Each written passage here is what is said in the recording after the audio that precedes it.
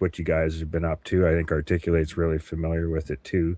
But is there anything particular you want to get to today? Well, we definitely want to update the community on the new hourly pipeline and how we're doing for that, and kind of how that works. And then, of course, we're going to be spreading that out to all the different projects. And then I would like to do kind of a teaser demo of the Snowball app, which should be coming out in the very near future. And then I would also like to kind of touch on StratX and a couple of other things we're building. Patrick, Toasty, welcome. Superledger Podcast. Great to have you guys back here. A lot going on with your projects here. So wanted to get you in and get an update, get everybody back up to speed, and let everybody know what you guys have been working on since we last spoke. So thanks for joining us.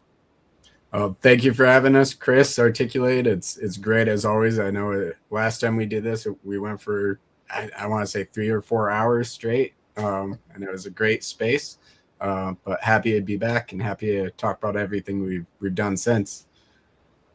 Awesome. Sounds good. Well, let's just get to the basics real quick. Just let everybody know who you're here, the project we're talking about, and then we'll just get into some conversation about that and see where it goes.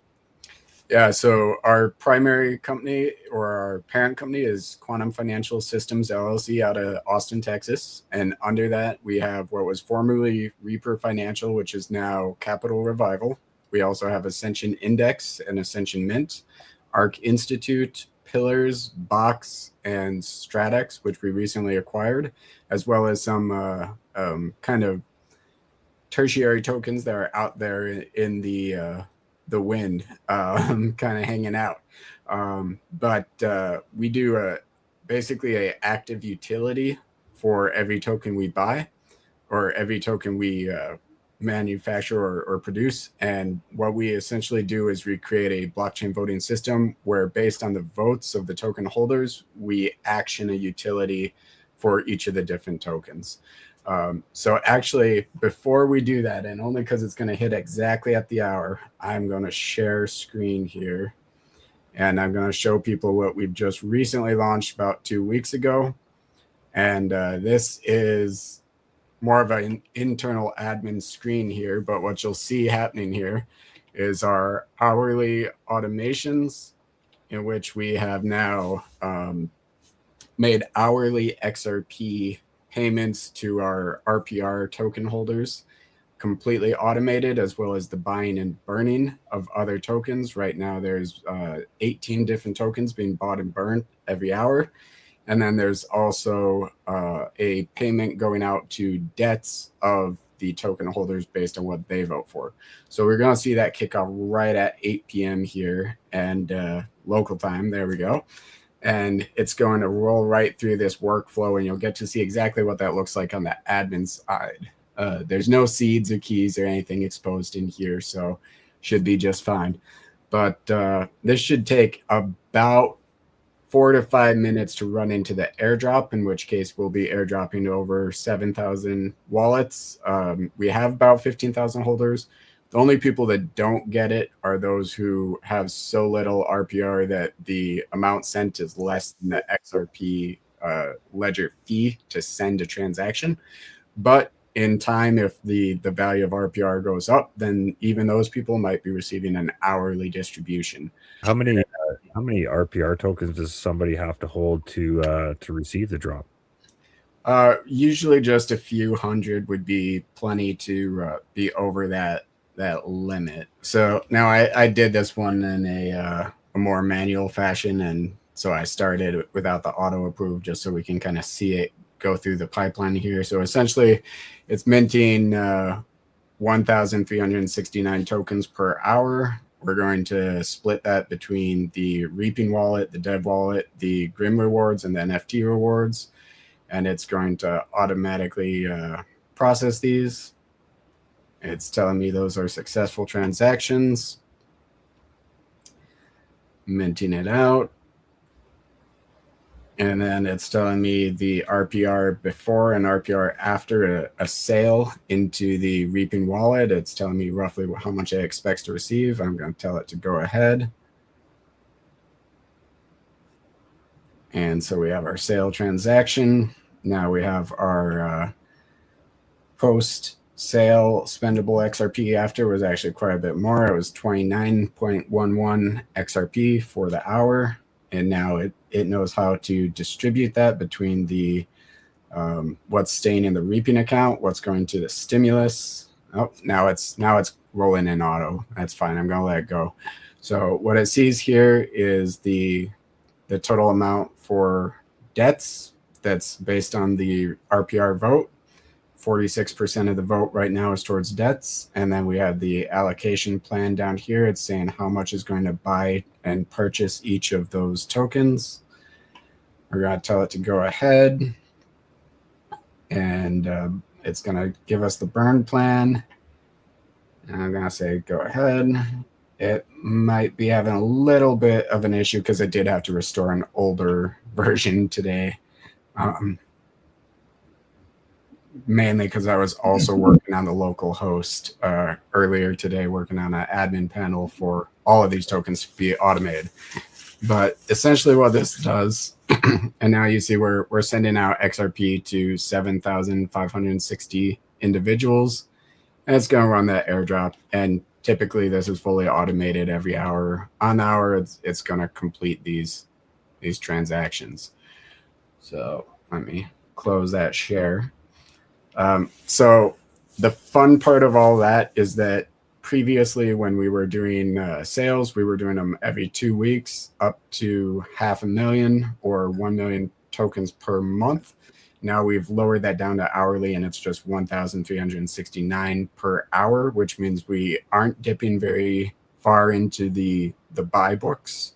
And we're also skimming kind of the top of it to get the best available price. And there has to be orders that are, right on the edge to really catch that as it goes. So only the people that want it the most and are willing to pay the greatest price are going to get those inflationary drops.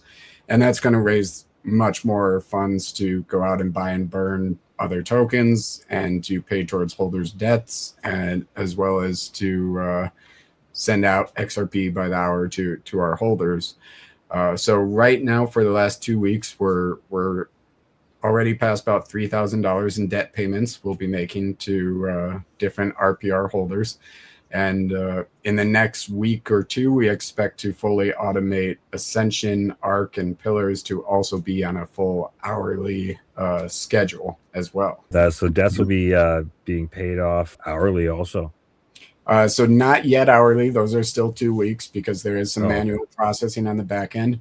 What we are essentially waiting for is for Ripple and their FedNow and their master account with the Federal Reserve to be fully implemented, at which point we expect that different banks will be able to assign a debt token ID or a basically a wallet address to debts.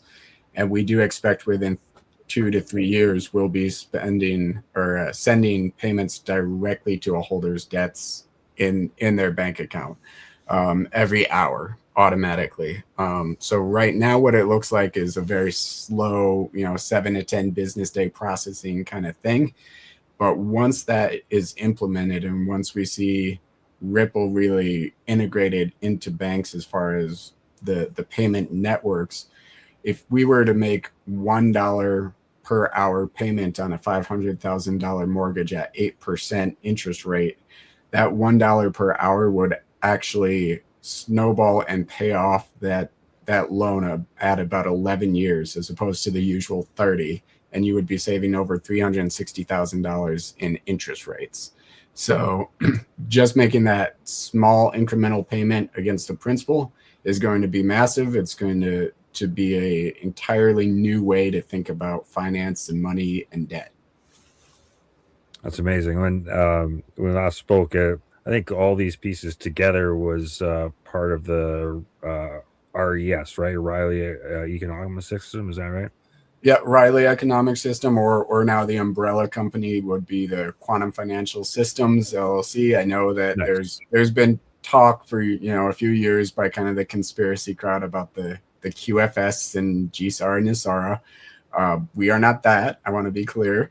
But what we are is a company that built the tools and the infrastructure to do exactly what all the people who want those things expect those things to be. So we basically said, no, we'll just take that name since that's what you're all referring to anyways, because that's what we do.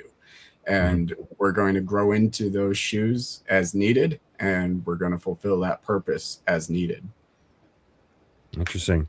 So this hourly payments, it's the new part of the program here, but it really created quite a reaction. I noticed on X, the project was being spoken of quite a bit. I noticed on the charts the token price reflected the momentum and the interest that was generated.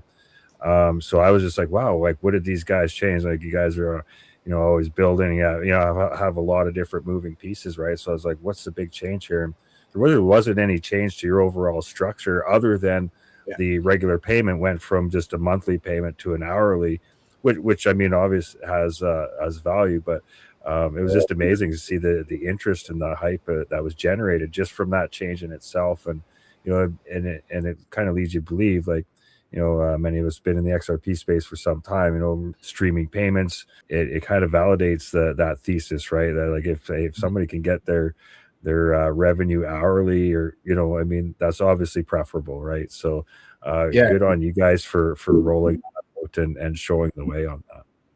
Yeah. And I mean, this was always kind of been the goal, was automations. And really just in the last couple of years, I went back to college for a third master's in computer science so I could learn to code, because, over the years, we'd spent quite a bit of resources on outside development teams that simply didn't understand the XRP ledger.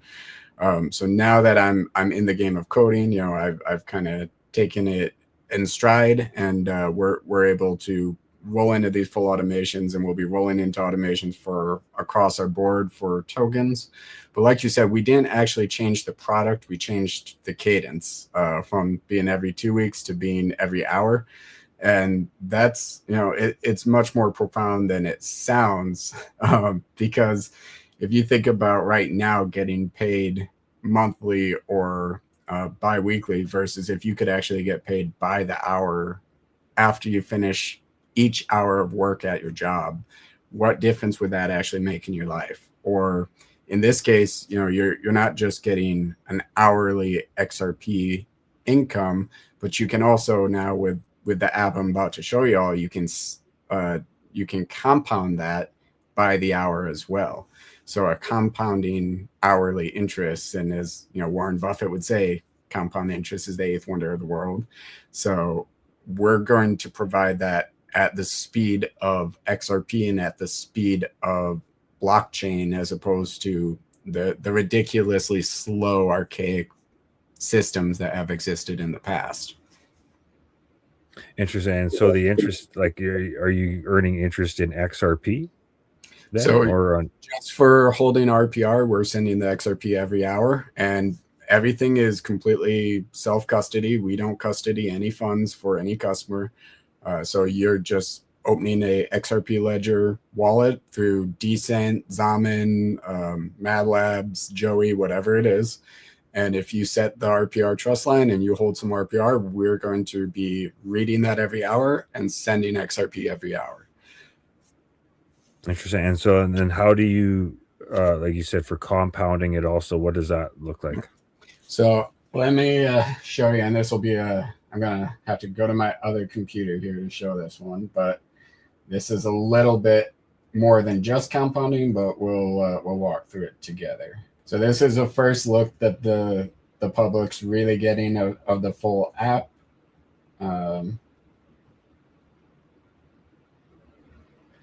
And this is called the Snowball App, which, yes, I may have taken a little bit of inspiration from Bearable Guy.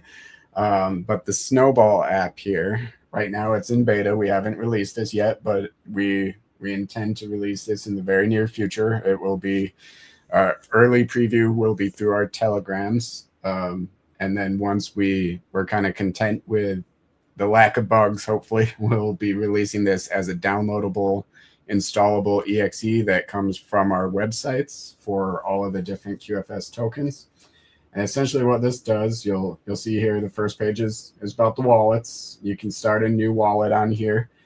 There is an integrated Rust vanity wallet address generator, and it's very fast. It will work with your GPU or all threads on your processor. And as you see, it's that fast. Anybody looking at this, don't go and install this seed. Everybody's seen it. It doesn't have anything on there. But then you can also import any wallet into here, derive the address, and as we see here, it's QFS. So it matches the one it just produced. You can also pull in your secret numbers or your mnemonics, and you can store those addresses here in what's called DPAPI. DPAPI is a native secret storing for Windows machines. Now, the caution is you are essentially only as secure as your machine is secure. So if your password to your user, or if you're on an open domain or things like that are not secure, which those will be security checks we walk the user through as they install the app, but you're not any more secure than your machine. So if you download malware, you are exposing your seed to some extent.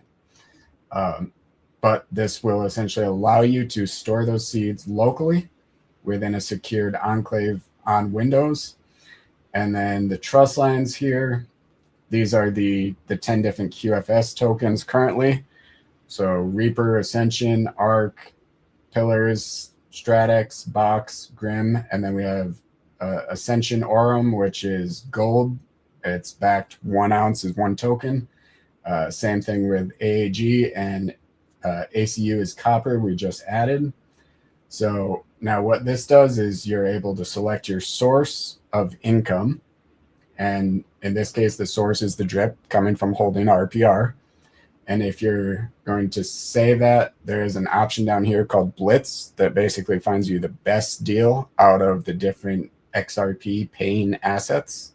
But what it's going to do is it's going to track those airdrop sources that do pay XRP, and it's going to automatically purchase on your behalf in this engine. So you can see I've got the engine running here. It's going to scan as those airdrops come in, and it's going to work like a bot. It's going to automatically repurchase, meaning that if you're getting XRP hourly, you're also compounding hourly because you're buying the asset that is paying you XRP for the amount you hold. So this is a very nice, powerful tool. I do want to add the trust lines section here. You'll be able to add any other trust line on the XRP ledger. I'm not limiting it to just ours. It's just that ours are featured. Oh, wow. But you can add any other trust line. You can also add any other airdrop source or any other source for XRP coming into your wallet. And it will also allow you to add all of our trust lines for the QFS in the click of one button. Instead of having to do 24 different trust lines, nice. You just click this button and it's going to add all of them to that wallet for you. So it's nice and easy. And even if you just downloaded this to, put some wallet on there and add all your trust lines and then delete your wallet from your computer, it's still going to make your life a lot easier than swiping 48 times or whatever it is. Now we do have a dry run mode. The engine, I already showed you that. There is, of course, a kill switch, and you can set your safety parameters for how much you're willing to buy, what's your max spend per hour, what's your minimum purchase price, etc. Slippage. And then we've also built in the ability to run a node locally, and basically you can build that node out just by clicking a button. All you got to do is click build node, and it's going to handle installing Ubuntu for you. It's going to handle all the ugly side of building a node, and it's going to put that on your machine. Of course, there are hardware requirements. Not everyone's going to have a machine qualified to run a rippled node.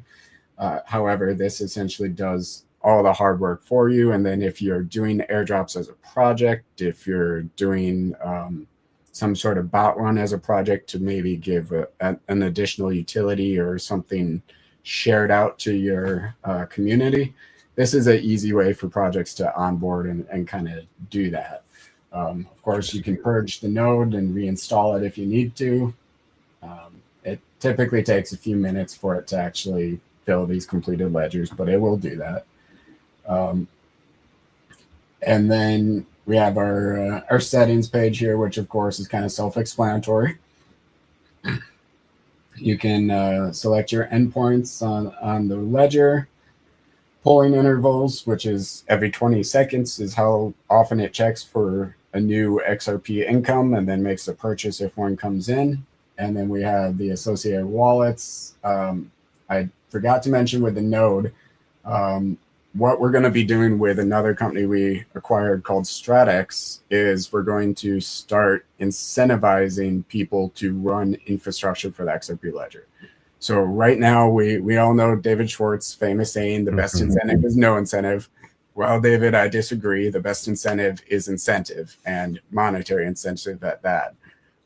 So because StratX is going to include a launch pad that basically will allow creators to launch fully automated tokens with utilities similar to what we're doing here. We also know that based off RPR alone, we're already sending 160,000 transactions a day. And once we add in our other tokens right now, automated, we'll be over 1 million transactions per day. So what does every blockchain love? Transactions. The XRP ledger to be able to keep up, obviously. We want the infrastructure to exist for us to continue to build, especially as we launch a launch pad in which hundreds of people could be launching per day. So what we're going to do is we're going to allow them to select a wallet that is loaded into Snowball and broadcast that to our endpoint. And it will also broadcast what kind of node they're running, whether they're running an API endpoint or an SDK, or if they're a validator or those types of things. And 1% of all revenue from StratX is going to be shared to the infrastructure providers using Snowball. So we're trying to incentivize people to use this, even if they don't necessarily have a reason for a node. If it's a public node and it helps the ledger, great. We're going to support them any way we can. Turn it over to Articulate. I'm sure he's got a bunch of questions here too. But before I do, I was just going to ask, like, if you could give a couple examples. I know there's the XRP community is massive, and so say for somebody been in the community a long time. As a speculator, as many of us got into this for, why would I want to run a node? What value would it bring me? You spoke to the incentive, but I'm just saying, like, as far as somebody like, hey, I want to run a node, what could I do with that, or why would I possibly want to run a node on the XRPL? Well, the main reason to run it is if you're a project creator, and I intend to create a lot of creators and give people reasons to create and feel safe to create on the XRP ledger, because with StratX, I'm essentially removing the ability for a project to rug pull, and I'm also giving an immediate revenue source for creators. It's going to cost about 20 to 25 XRP to launch a token, and you'll be able to take from your mint and sell hourly, daily, weekly, or monthly up to 30% of the revenue generated as dev revenue, which means that people who previously go and launch a rug pull with just a meme coin and they hope for it to run up so they can dump on everybody. That's completely eliminated with StratX. They don't have access to the seed or key, and we don't have access to the seed or key. And there's going to be automations for that token to do things, whether that's buying and burning, buying and distributing, buying and escrowing, or whatever it is. But that also means that based on the performance of their token is going to determine how much revenue they're getting hourly, daily, weekly, or monthly. So there's really no incentive for them to just launch something and run away. The incentive is to launch something and grow it and take care of it and be there for it. And that's what StratX is going to enable. So there won't be a whole lot of opportunity to rug pull. But even if they did, we also are mandatorily requiring a 5% pillars fund. And what the pillars fund are is they collateralize the entire asset. So 5% of every mint is going to go into a wallet, which will automatically set a buy order for the balance in XRP divided against the entire supply of the token. So that means that there will never be a zero price. There will always be a buyer. Anything sold into the pillars fund gets burnt, destroyed, permanently no longer in existence. So that basically means that it's better than an AMM liquidity where people can come and go. Instead, it's going to be there's a floor, and the floor does not leave. The floor grows, and that's it. Wow. You just created a whole bunch more questions for me, but I'll turn it over to Articulate. I'm sure he's got a bunch ready to go too. And Toasty, feel free to jump in. Happy to have you here too. I literally wrote a note down. I was going to have him explain why it's better than AMM. It's been a hot topic lately. So. Yeah, we could get into that. Yeah, so I mean, AMMs aren't necessarily bad, but they don't do what people expect them to do or believe that they do on the XRP ledger. And the AMM is not an investment tool. It's essentially stunting your losses, not complementing your gains. If XRP goes up, it's selling XRP into a token to make sure that you have an equal and balanced amount. So you're actually gaining less as XRP goes up compared to that token. If the token goes up, it's selling part of that token into XRP. So you are, again, gaining less. If XRP goes down, it's then selling the token as well. Now both of your assets have gone down in value. If the token goes down, it's taking your XRP to buy that depreciating token, and both your assets have gone down in value.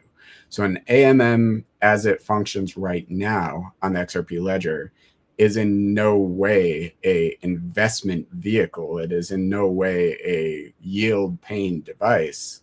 What it is essentially a pillow that softens the movements of the candles on the chart.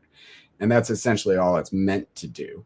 A lot of people sell that AMM as if it's the be all end all, and that symbolizes the amount of liquidity that a coin has, but that's not really true. If somebody launches, I'm just going to throw one out, Fuzzy. I don't know who's behind Fuzzy. I don't really care. But let's say the creator of Fuzzy is doing really great, and they get on a plane to go to some conference and the plane crashes. Is everyone in that AMM going to leave their funds in there as Fuzzy goes down with its owner having passed away? No, they're going to cancel. They're going to pull out one-sided, and they're going to take off. So there's not actually any security in an AMM. But if the same situation happened with a Pillars fund, that Pillars fund is dedicated only to place a limit buy order for the entire supply. And regardless of what happened to that founder or what that team does with whatever tokens they hold, that Pillars floor is going to stay there, and it's going to continue to rise. So a Pillars fund is a very fundamentally different concept than an AMM, but it's superior in every way. Well, and part of that is, the best incentive is no incentive theory, right? Like there's no way to generate yield on the XRPL because there's no DEX token. There's no, so the income opportunity, if any, you explained it very well, but if any, is just off of fees of being a participant in that pool. But if the fees don't outweigh the costs of the impermanent loss of being in that pool, then you're not really winning. And I think the XRPL has a lot of potential for that, to be a fee generating possibility moving forward sometime. I just don't know that we have the liquidity and the usage to justify it at this point, right? And I'm really glad you brought up fees, because I think fees are the anti-incentive of the XRP ledger right now, especially with Zaman, and they decided to go and implement those fees. So I do want to show you two more features I put into the Snowball app. One of them is a fee poll, so you can see exactly how much Zaman has been taken from you over the years. And this runs for a couple minutes, and it's going to give us exactly the amount that this wallet paid into Zaman on account of fees and how much has been charged over the year. They started doing the fees, I think, around November 2024, if I'm not mistaken. That's why I put that date in. But the fees were very much a anti-incentive, especially as the entire ledger voted to drop the minimum wallet reserve and the object reserve from 10 and 2 down to 2 and 0.2. And now we see, I think it's 1 and 0.2 now, but we essentially saw Zaman jump in and say, oh, we'll take all that extra money. So we are building a wallet for anyone that's wondering, and that wallet will be coming out later in this year as well. So there we have it. And the total amount that this wallet's paid in as Zaman fees for the last year is 186.5 XRP. Wow. Not ideal. So I do want people to be able to see those numbers. I want people to know what they're dealing with. And then one of the common kind of complaints or questions I got when I started doing hourly distributions of XRP was, what about taxes?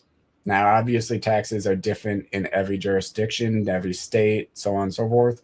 But what we did here is you can select your currency and you can put in a date range, and you can run a similar query, which is going to give you the total number of transactions. It's going to give you the XRP price and the value of that transaction at the time that it happened.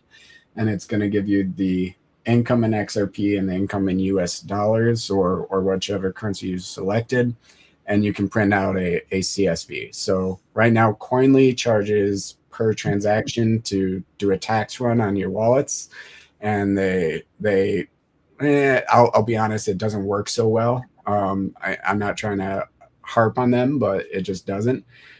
This app is completely free. I'm not asking anything for users to download and install and use this app. So this will be a tool for anyone receiving any kind of passive income on the XRP ledger. All you have to do is have that airdrop source loaded and your wallet loaded at the time. Run your report, and you'll have your tax CSV ready to go in a couple minutes, and you can file as needed. Of course, if you don't want to keep your wallet on this app or load it in your computer, you could load it up temporarily and then delete it right after, and it wouldn't be any problem. Wow, it's amazing. And you say this app's going to be free to use? Free to use. I have no interest in charging for this. This Wow. is a what we called in the military, this is a force multiplier. And I want to see what people will use this for and apply this to. And obviously it's branded by QFS, and it features QFS assets because I want people to be aware of those. But by no means are they limited to this. I think Zaman apps had a vanity wallet address creator that charged something around the order of 50 XRP to create a vanity address. I don't think that's necessary or fair. So I'm going to give you one for free. It's a lot faster and a lot better. I don't think that automating a bot is something that only the code crowd and the scammers should be able to do. I'm going to give you a buy bot completely free. And the airdrop tracking and sources and tax pulls and building a node, that's all just included because it makes the XRP ledger healthier, and I want y'all to have it. Well, I'm going to turn it to you, Articulate, but a couple $100 in fees for using a wallet, that's a tough sell, man. Tough sell. Wow, impressive. Thanks for sharing that, Articulate. Go ahead. Wow. I'm thinking when XRP is at 5 digits and you look back at the amount of XRPs you use just for fees, it's going to sting. I'm telling you, it's going to sting. So I've always paid attention to what you've been building, Patrick and team, and saw the progress over the years. I've been an early participant still to this day. I just got my hourly airdrop at 9:16. So kudos to you and team for being diligent, because there's a lot of teams that came and went and for whatever reason and so forth, but you guys kept on building, and not just building but compounding on what you're building. So even though a lot of stuff is the core idea, you're kind of making it more effective and like expanding on it. And that's what we need, because at this stage in the XRP ledger, this close to adoption and regulations, it's good to have teams that have the best interests at heart, so that when new people come in, they can have an actual gateway to come into not just a good experience, but a great lifespan in the ledger, right? So they have tools they don't have to pay an arm and a leg for, that they could, have as an entry. I wish I had those tools, starting with the ledger. And when you read those fees, man, I was like, wow, that's gonna be one of the things that sticks with me from this interview. But I wanted to double back on, because the last time we spoke, and you were talking about the rain and the how everything flows and stuff, and now you brought it to hourly. When Toasty mentioned on our space recently about the fact that even the tokens on the Ascension are going hourly too, my mind blew, because I'm like, wait a minute, so you're telling me by just my initial investment into the ecosystem, I am able not just to get the bi-weekly, but now it's going to hourly, but I'm getting paid every hour of like what's it now, like 10, 15, how many tokens? 24 actually that can be voted for, but Yeah, you can vote for, but you can get all 24 as well.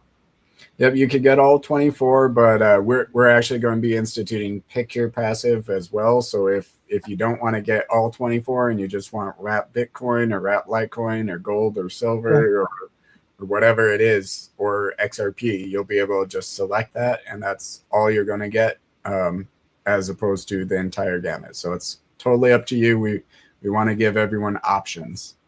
Yeah, but it's been a great experience just every 2 weeks when it was to get that rain and to have that. It's not like a dopamine hit. It's just that something works where you touched it once and it works forever. You know what I'm saying? And when people have that experience more and more, especially in the XRP ecosystem, I think that is going to bode well for everyone involved. I didn't realize it went to that much. I know you guys added copper recently. And with the performance of metals, it also gave me a sense of reassurance, because I've been compounding, gold and silver for this whole time. So I'm like, wait a minute, you're onto something here, because not just you can get the price, appreciation, you can actually redeem it. Can you go into, for those who have no idea what we're talking about, can you walk us through how that has been? And I know you said some redemptions that happened. Like, what's the experience on the metals side of the ecosystem? Yeah, so the way that we did this, and I know Dom Kwok and a few others and Easy A were talking about how it's coming to Ledger. We've actually been doing this for a couple of years, and what we do is just by holding Ascension and the votes for AAU, AAG, or ACU, we're taking those funds that are voted towards that, and we are purchasing the physical bullion. And as that physical bullion comes into us, we basically catalog it, weigh it, and we get everything right now comes from JM Bullion, so we know it's a primary source. And then we, based off of that, mint 1 ounce to 1 token. So whether that's 1 ounce of gold is 1 AAU, 1 ounce of silver is 1 AAG, and 1 ounce of copper is 1 ACU. So we will then distribute that as an airdrop based on the votes to all of our holders. And if they accumulate a full round 1 ounce or 2, 3, 4 ounces, what they can essentially do at that point is they can do a burn transaction. That burn transaction is their receipt to say their copper is now owned and paid in full for them, and all they owe is the shipping and handling, the insurance, and the signature charge. Usually in the US that's about $12. Overseas it can be a bit more, and we will send them the physical bullion to their door, shipped and insured, and now they have just earned gold, silver, copper simply by holding Ascension. Thank you, Patrick. And I know that the copper is coming soon, right? What's the time frame on that entering the rain? So we've already added it to the rain, and because of the current metals situation, actually let me pull that up. Essentially everything's on back order, and the JM Bullion did say that it would ship on the 23rd, which is today. And so I'm pulling it up right now. It says we ordered January 11th, paid and preparing shipment. So it hasn't been sent yet for the copper. What we did with the gold and silver was we had gone ahead and pre-purchased some amount so that we could send out what we owned and wait for the new mint to arrive on the back end before we would mint it into the token. With copper, we added it at a little bit of an austere time, so unfortunately we do have to wait till it comes in before we can send that out.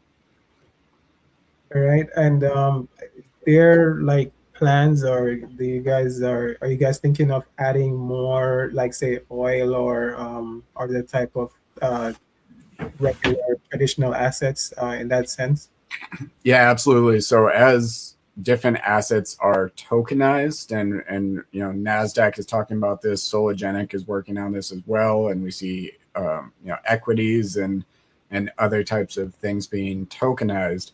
We intend for Ascension to transition to also paying out things like Tesla stock, Google stock, whatever it is.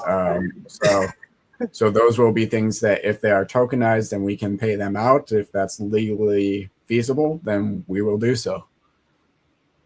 That's amazing, man. This is, as you said, and you're taking some things, not just one thing, but you're taking it from a hypothetical conspiracy to a reality, like a real thing. And I kind of get where some people may be like, oh, it's too good to be true, where you have the people that fought, but it exists, it's real, and it's possible, and you're doing it. And I think what's going to happen is, because a lot of people in any ecosystem, we've been here for a while, so it's like, we are familiar, but when the new people come in and they see it and appreciate it, it's going to start a whole new wave where now you're going to have people who really appreciate what has been built, and then everyone else will catch on. But I can foresee that this is going to be the makings of something where this is passive income on, like, not even just steroids, but on everything out there. But this is the way, and this is why blockchain and crypto and these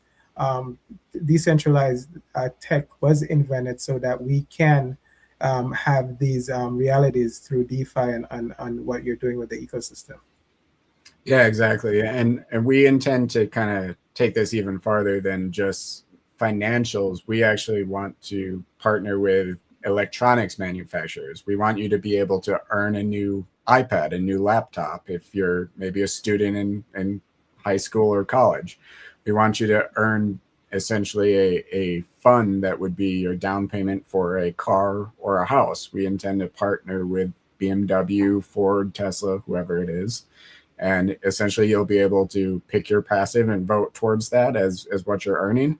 And then after 2 or 3 years, when it's time for you to go and trade in your car and get a new car, you might have a few $1,000s, maybe more, sitting there ready for you to put towards that new car.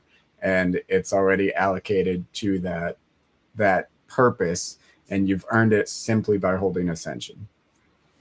Nice, thank you. Now, what I've known about your ecosystem, it's not say technical, but it's there's a lot of facets to it, right? Is there going to be like an educational aspect to this, where someone could come in and learn the QFS from start to finish, like through courses, and like how to like properly do things, especially on the XRP ledger, teaching it through that lens? So it's definitely very complicated. It's very immersive. So I've kind of told my team this a few times, but I am not a marketing guy, and I'm not really a sales guy. I don't really care about those things, if I'm honest, but I know they're necessary. Right. But what I've essentially said is that the best marketing we could get is being the top of the XRP ledger, being the #1 token. So if we can achieve that, people will start looking, and they'll want to learn, and they'll want to be a part of it. Now, the way that I built the system, even if we only had 100 users, the system would still work and function and do well for that 100 users, and it would take them X amount of time to still become the top token. What we're up against or competing against right now, I'll be honest, there's not a lot out there on the XRP ledger. It's very slim pickings as far as competition goes.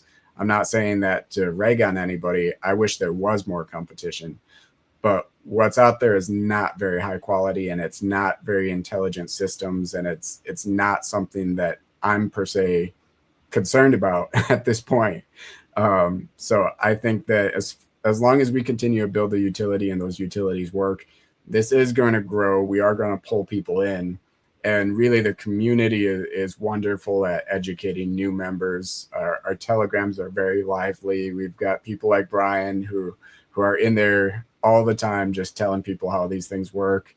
And I kind of have faith in the community to be there and to be of a certain quality of people. I think we attract some of the best people on the ledger.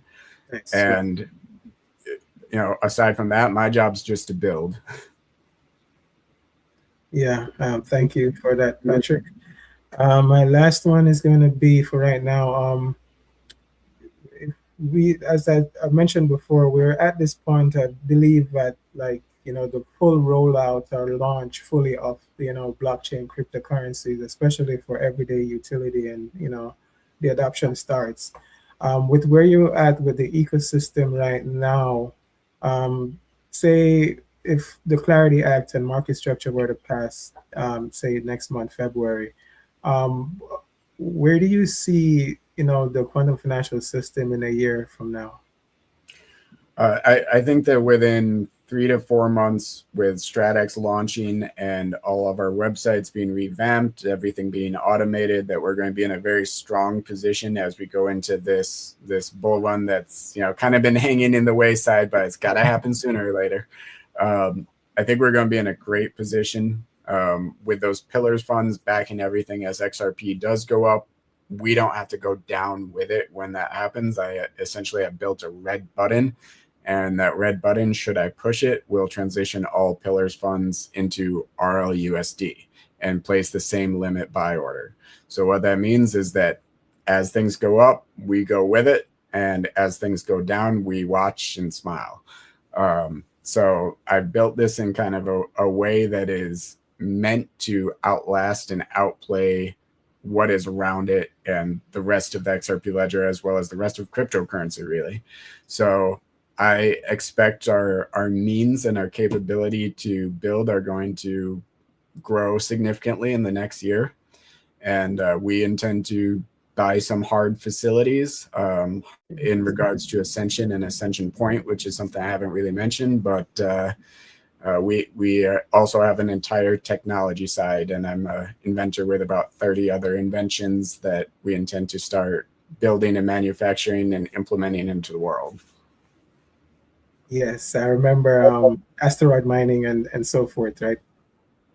Yeah, that's yes. Right. So, I know people laugh at that now, and, Elon's saying we'll be there by 2030. I'll be honest, Elon's not going to be there by 2030. I already know that, but we could be there by 2035.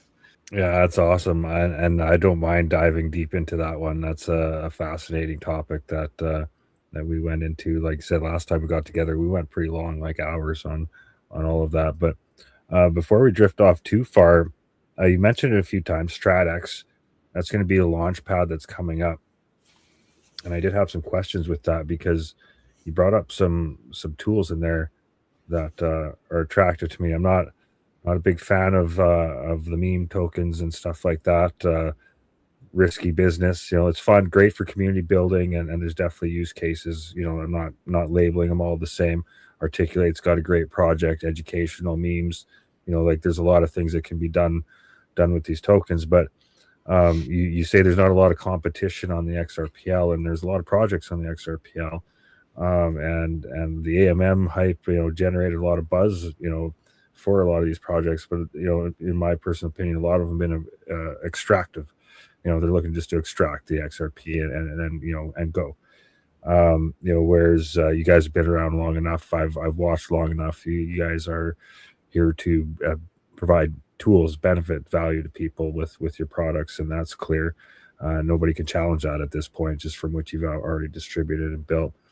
I see this as a much needed tool for what you're building there, for the functions and that you've just described so far. Could you maybe expand on the feature set of the Launchpad just a little bit more, maybe if there's more there to dive into, because I see a great need for something like this for somebody like me that might be a little bit leery about meme tokens, but at the same time I love supporting community projects, a community builder, like like that's how I support. I say, hey, if I can buy a couple tokens or an NFT, whatever the case is, I don't mind doing it, because we need people to keep building, and they need to eat too. So yeah, if you don't mind, just maybe expand a little bit on StratX and maybe some rough timelines, if there's any out there, what that looks like.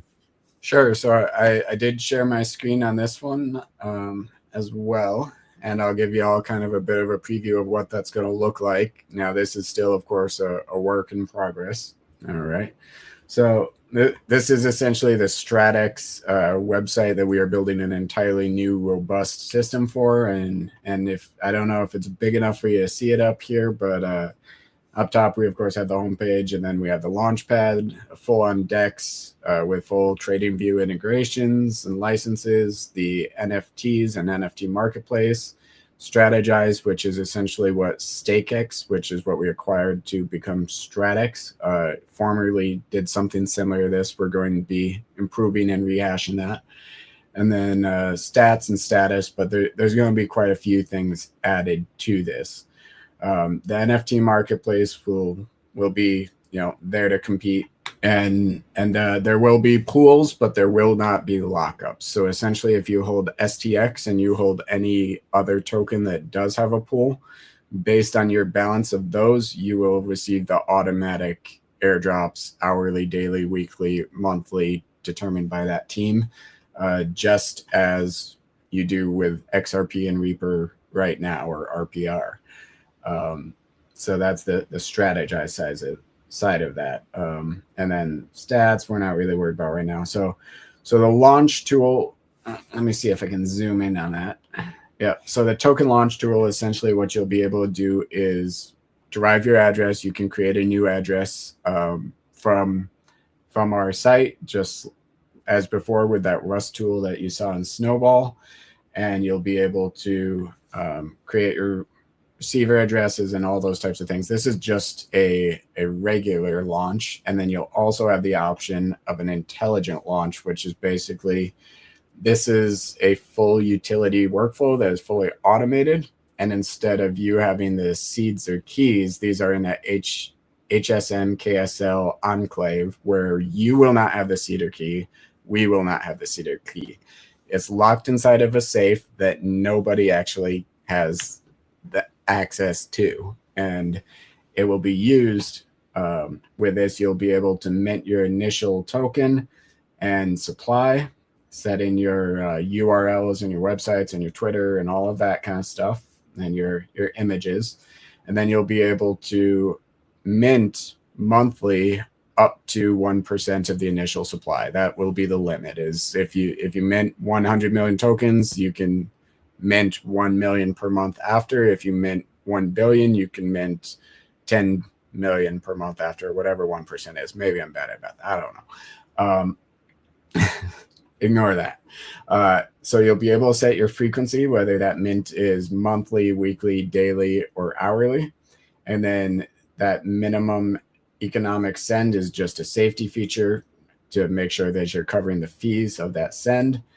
And then the pillars, you can see on the right side here, StratX will get 5% of every mint and sale of what is built for StratX. The reason for that, it's not because we're greedy, it's because we will have to run full server infrastructure to facilitate full automation and storage and backups of all of these things.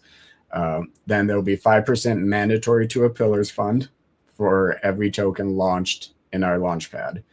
1% will be mandatory for infrastructure, and then the other 89% is variable based on the team or the individual that's launching that token. So what they can do with that is up to 50% can be used for off-chain utility. An example of that is we use off-chain utility with debt repayment. We pay towards holders' debts directly. We also use off-chain utility to buy gold and silver and copper. Or with ARC Institute, we've raised over $100,000 for charities to donate to different charities. So those are considered off-chain utilities. Up to 50% of the StakeX or the tokens sales can be used to allocate to the STX token pool for allocation to incentivize people to hold that token and also STX and receive it as a passive income. And you'll be able to keep up to 30% for developer income as a cap of the remainder. Now, of course, these all have to add up to 100% of the token launcher's 89%. Now, you'll have the ability to select pathways. These pathways are your automations. So you can say that you want a portion of that sale to buy and burn a token, or to buy any token, which could be airdropped to somebody, or simply to buy the token and escrow it for long term and airdrop it later.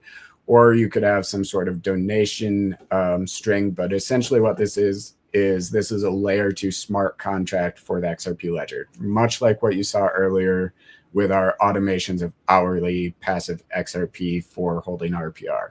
So we're building all of that into the launchpad, and the individuals that are launching the token, they'll get immediate revenue. You're going to have hourly, daily, weekly, or monthly revenue based on your selection for your team.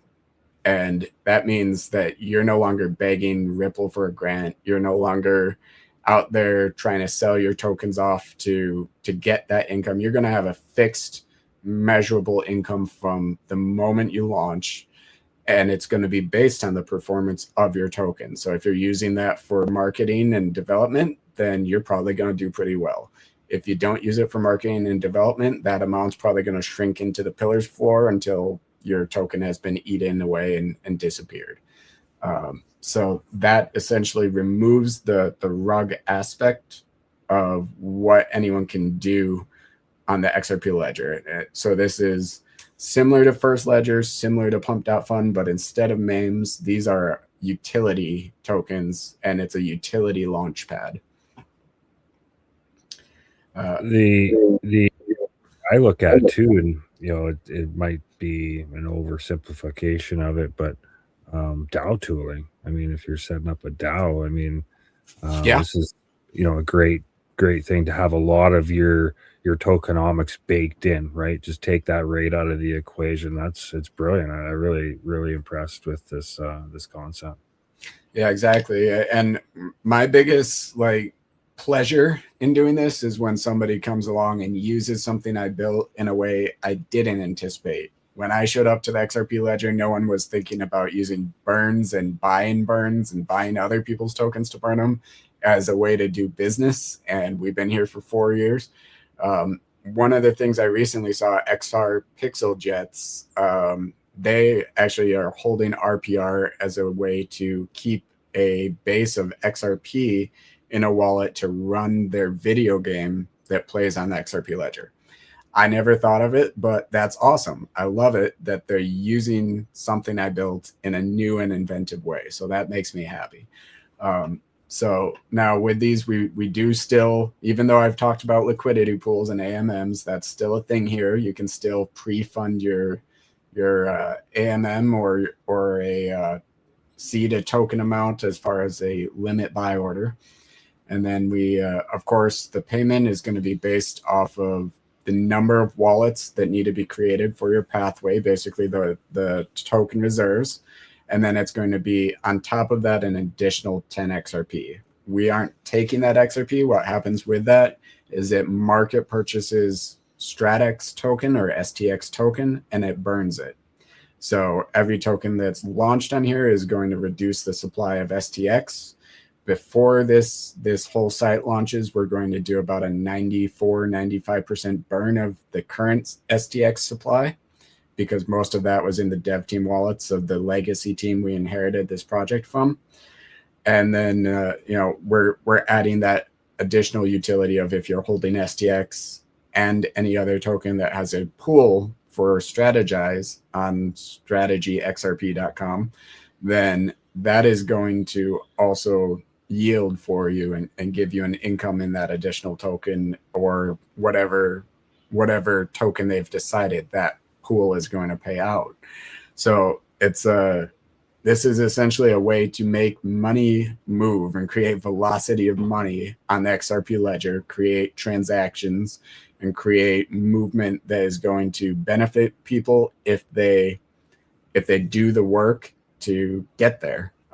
And this is going to make it so that everyone, I've had so many people over the years come to me with token ideas, and they don't know anything about coding. They don't know anything about the ledger. They don't know anything about launching.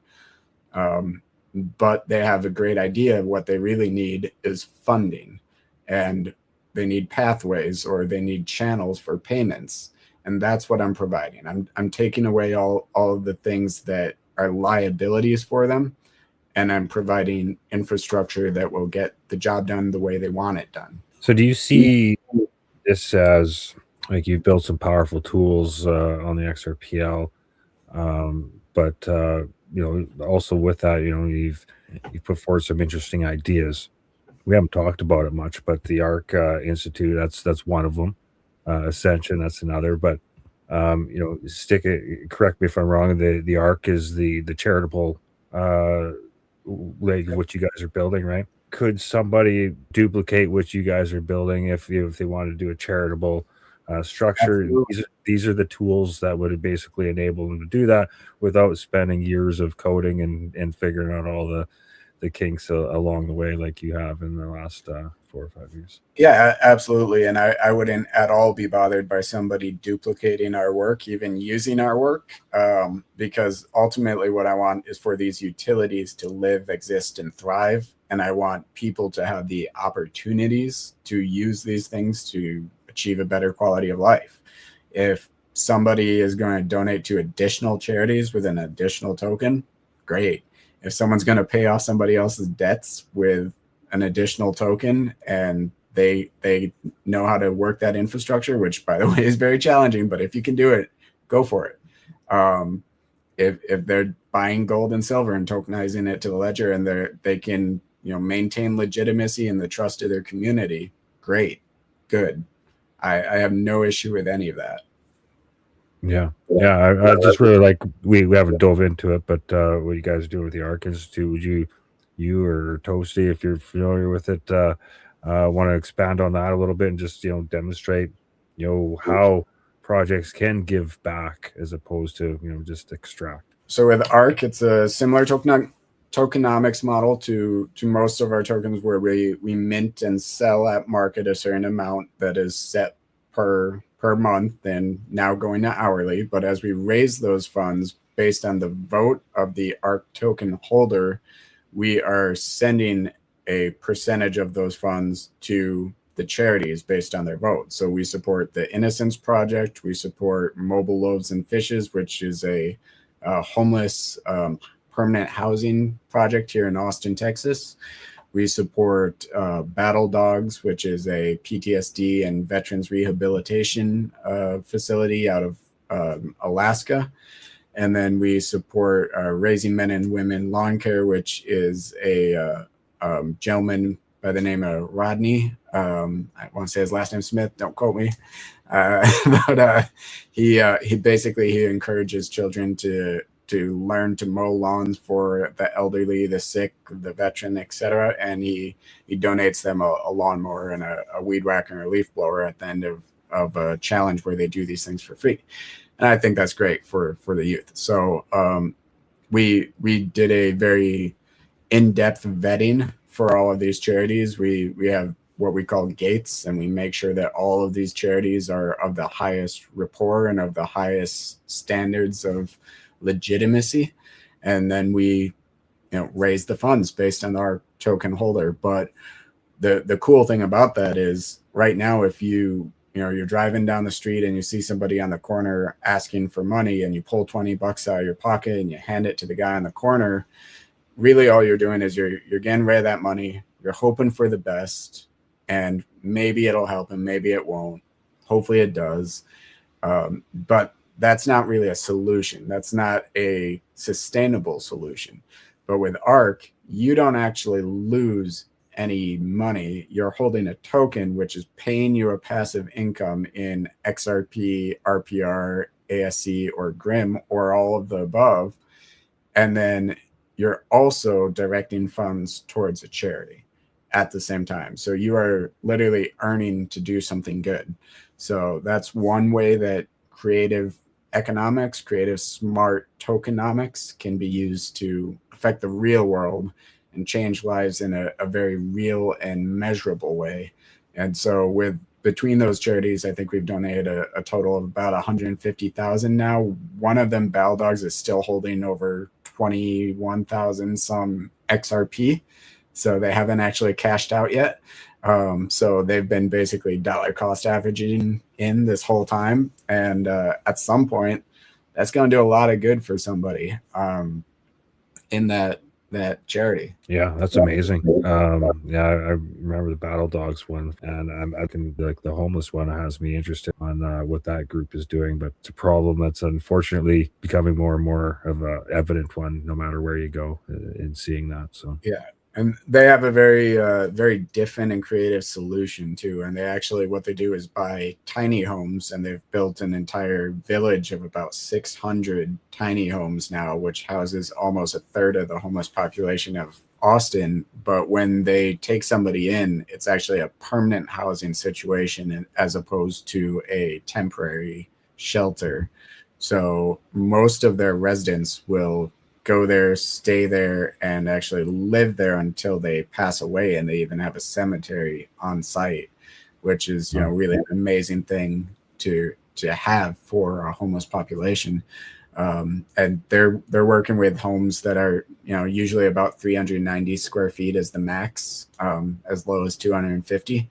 But they've basically built an entire community, an entire village, and they try their best to rehab and rehabilitate people into society, and they find different types of work or creative tasks for them to do, and it's fantastic. It's amazing, and I appreciate you highlighting it. So that's why when we were mentioning the Stratix platform and how it's designed, I was like, man, there can be a lot of good that can come from people that set this up right and want to turn that value. Because it's really dependent on the value you bring to that token yourself as the developer, the creator. And, if you distribute it well to people that do good things with it, that's got a ton of potential there. So articulate, you've done a fair share of Launchpad looking around. I guess I'll get you to jump in here. But one question I had real quick is I just want to make sure I understood it right. You kind of took over the project to continue to build on it. Is that token still currently circulating then, so somebody could actually find the STX token currently? Yes, it is still circulating. Some sites still listed as StakeX with a Y, but it is now Stratix, which is STX or is the currency code. We rebranded for obvious reasons. Staking is a little bit problematic, especially in U.S. jurisdictions, and we wanted to go another direction with it. But we're still going to maintain as much of the core identity of what it did before with decentralized airdrops as staking. But that was kind of something we were already doing in a different way. So we're going to build a whole behemoth on top of that, and it's going to be fantastic. And as far as timelines, we are looking roughly at March right now for a launch of the Stratix MVP. We do intend to add Ethereum and Solana functionality as well, with onboard integrated DEXs and cross-chain bridges for all three chains. So those will be optional on the Stratix platform. And then what we're really looking at for development here, I just got approval from the director of the local college to take on interns. So I'll be bringing on 3 or 4 more interns shortly. And then it's myself and Clint. Clint's a former employee of one of those big Fortune 500 coding companies, and then I've picked up quite a bit myself, and I have about 3 or 4 students that are all advanced in their coding capabilities coming on board shortly. So it should progress pretty quickly, and I don't see any significant roadblocks. Well, amazing. I know nothing about the tokenomics of this, but I did hear mention of a burn coming up, tokens circulating. So do that with what you will, people. It's these guys are building some powerful tools, and definitely pillars of the XRPL community and builders on there. So I have no problem illuminating what's coming next. I think it's going to bring a lot of value. So articulate, Toasty. Anybody want to jump in? You've been quiet. I don't know if you wanted to say anything. I've been taking notes. I can talk to this guy whenever I want. So go ahead. Okay. One thing that came to mind based upon our last podcast, Patrick, was the bot. You elaborate on that? Is it still around? And what can we expect? I know that it had some advanced, things with AI and stuff like that. So walk us through and tell us where we're at with that and how it's coming along. Yeah, so Box is built on XRP.com, which is going to be built as a social media where essentially we're rewarding your engagements on the social media, and we'll be paying out in XRP based on your token holdings times your engagement per month. So that project is under the QFS umbrella, but it's run primarily by Kai Selekwa, who's a former CEO and founder of Webland for about 7 or 8 years. And that was a project that ran on Algorand as a social media there with had about 200,000 users. And he's now building out the Box platform to do something similar on the XRP ledger, but with our tokenomics and kind of a more interesting understanding.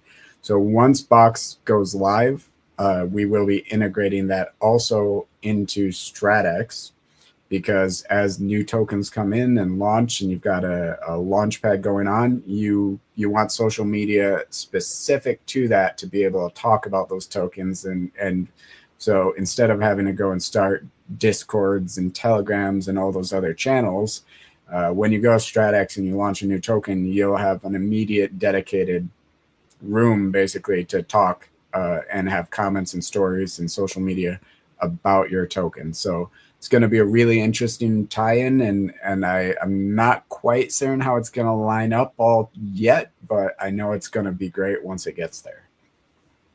I'm looking forward to that, and it's as if just from scratch a project. As you said, you have an idea, you could actually have the tools ready to not just launch your token, but to start your community and more. And I think that just utilizing the tools in your ecosystem, as you mentioned, you could even eventually have it set where you buy back your token. You have a whole flow, like you do your own airdrops, so that's great. As I said, I wish a lot of these things were around when we started, but I think that it took time to get here, and we more likely had to go through some portals or some things to navigate our way through. But I'm happy these things are here and are more reality than not, and that you are the people building it, and I could only see great things happening because of it. One thing that came to mind was I know the multi-purpose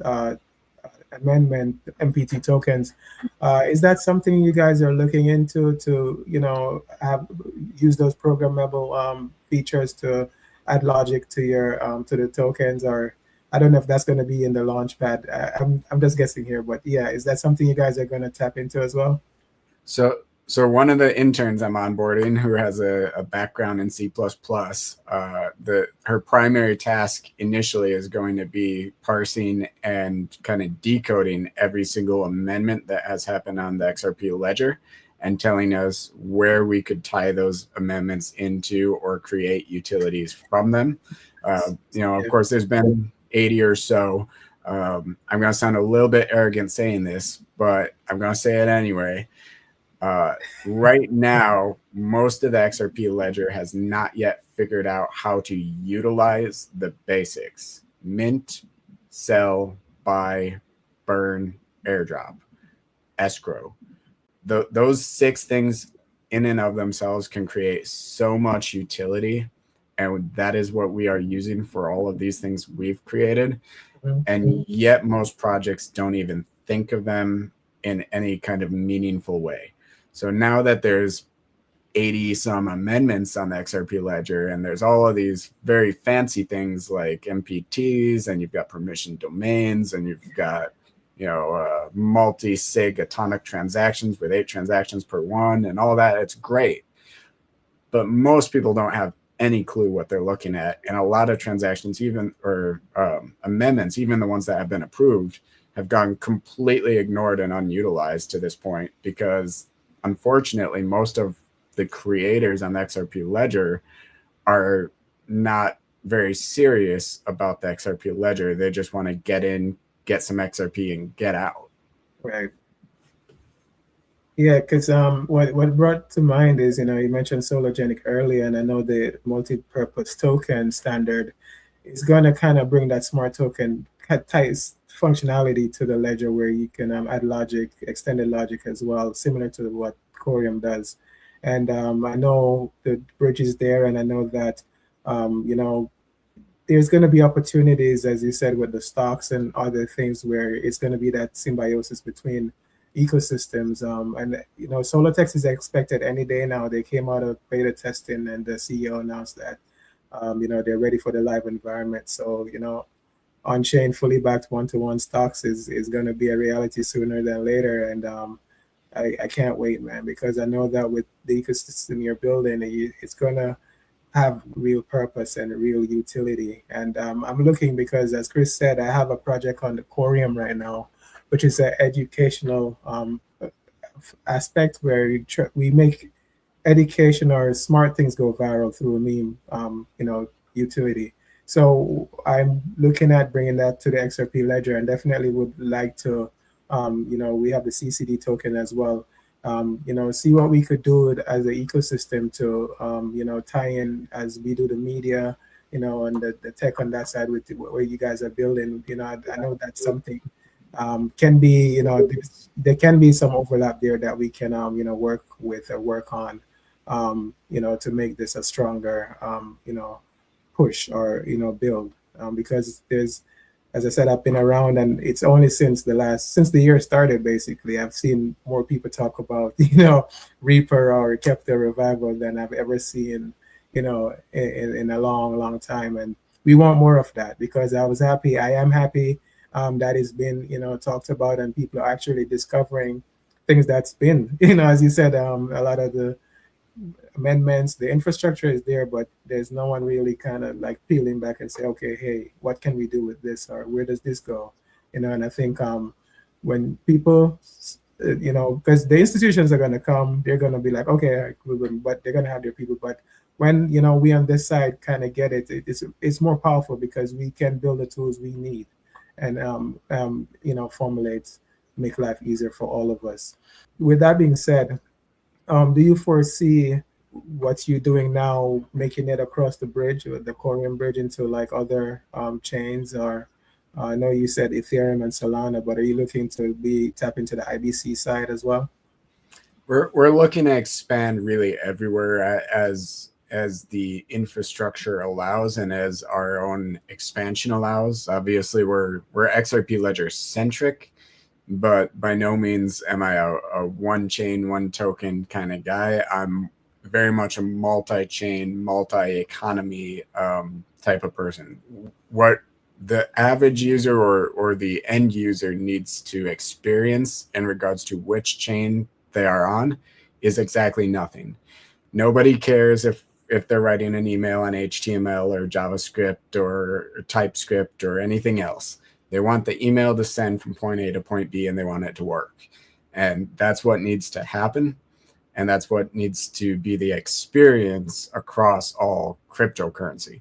So wherever we can build without friction, that's where we're going to build. Yeah. Sorry, I just wanted to jump in. You just, friction. You talk about wallet fees. I can't help but say, like, there's an obvious friction point that you see, like, that's just not sustainable. That's not going to last. I don't care how good of a wallet you are. Nobody's going to be paying that kind of money to maintain a wallet. Well, and I'm just gonna say this because I'm a bit bold this way, but we are in smart money, and I think I said this to Vet, who's kind of one of the classic gatekeepers of XRP Ledger. But we're working with smart money here, and you have people on XP Market trying to charge $5,000 a year to tokens simply to update their data for a website that is supposed to report accurate token data. And you have wallets that are trying to tax people on a decentralized ledger and self-custody. And, the reality is this is supposed to be smart money. And a lot of the developers on XRP Ledger keep doing really dumb things. And that has to either stop or be killed by somebody not doing dumb things. And I'm going to kill it if they let me. And if Zaman doesn't get their head out of their ass, I'm going to kill Zaman. It's hard for me to get my head around because I'll be honest, again, when you use a product and support a product, I've been on the XRPL for years. When the pro membership came out, I got my pro membership. I got my Tangent cards with it. I don't mind supporting, right? But that was my choice, right? Like I chose, I had a good product. I wanted to show my support, spent $100, got a pro account and some cards, right? But the idea of like being taxed like at a higher rate than my bank does for transactions, like, no, that's a dead end street for me. So, sorry, I just wanted to jump in on that about, talk about building things to reduce friction. That's an obvious one, the XRPL. And then the other comment I had too, and on the conversation there's, you brought up the tools that are not quite fully understood and utilized by the developers in the XRPL ecosystem. Do you think it'd be helpful if we called them smart contracts? I hear everybody asking for smart contracts, and though they're coded in, it's ultimately a smart contract. Yeah, the second we call them that, we're going to have all the scams and the vets and the sols and all these guys who spend more time, talking on X spaces than they do actually developing anything. They're going to be complaining left, right, and center about how, no, this is not technically a smart contract. And unfortunately, they have a big audience that actually listens to them. The reality is they're all talk, and what they say doesn't matter because they're not doing anything. Well, I was somewhat ignorant of too. I appreciated how the XRPL worked and what made it so resilient and strong and what it's known for. But it wasn't until I was actually researching Corium and as they were being audited by CertiK, and I was going through the CertiK audit page for smart contracts, and it was like, well, the number one smart contracted chain out there was the XRPL. I was like, wow, that's interesting. Nobody refers to a single smart contract on the XRPL. And then you go to spaces, everybody's like crying for smart contracts. It's like, well, you guys got some of the best ones out there. It's just not being fully utilized, right? All you got to do is build a Pi script and you have a smart contract. I'm paying XRP hourly on an automated basis through a Pi script that is running on a timer, and that is effectively a smart contract. So anyone that's saying we don't have smart contracts, they're simply avoiding the work. That's what they're doing. Yeah. Crazy. Tosi, want to jump in? Any thoughts, state of affairs with the organization? I have a couple more points we want to touch on before we wrap things up, but we've went through a lot. Anything you want to highlight maybe and put some more light on, or any questions that came out of the conversation? Yeah, I had 5 notes. I don't know how long you want to go, or no limit here. We're good. Did want to touch on some things, Patrick. You got real close when you're speaking about helping the homeless individual. I wonder if you could maybe speak on the art card that you've talked about before. Yeah, so the art card is a concept where essentially what I want to do is have a hard metallic card that is embossed with a QR code, and obviously readable as a QR code from a cellular device.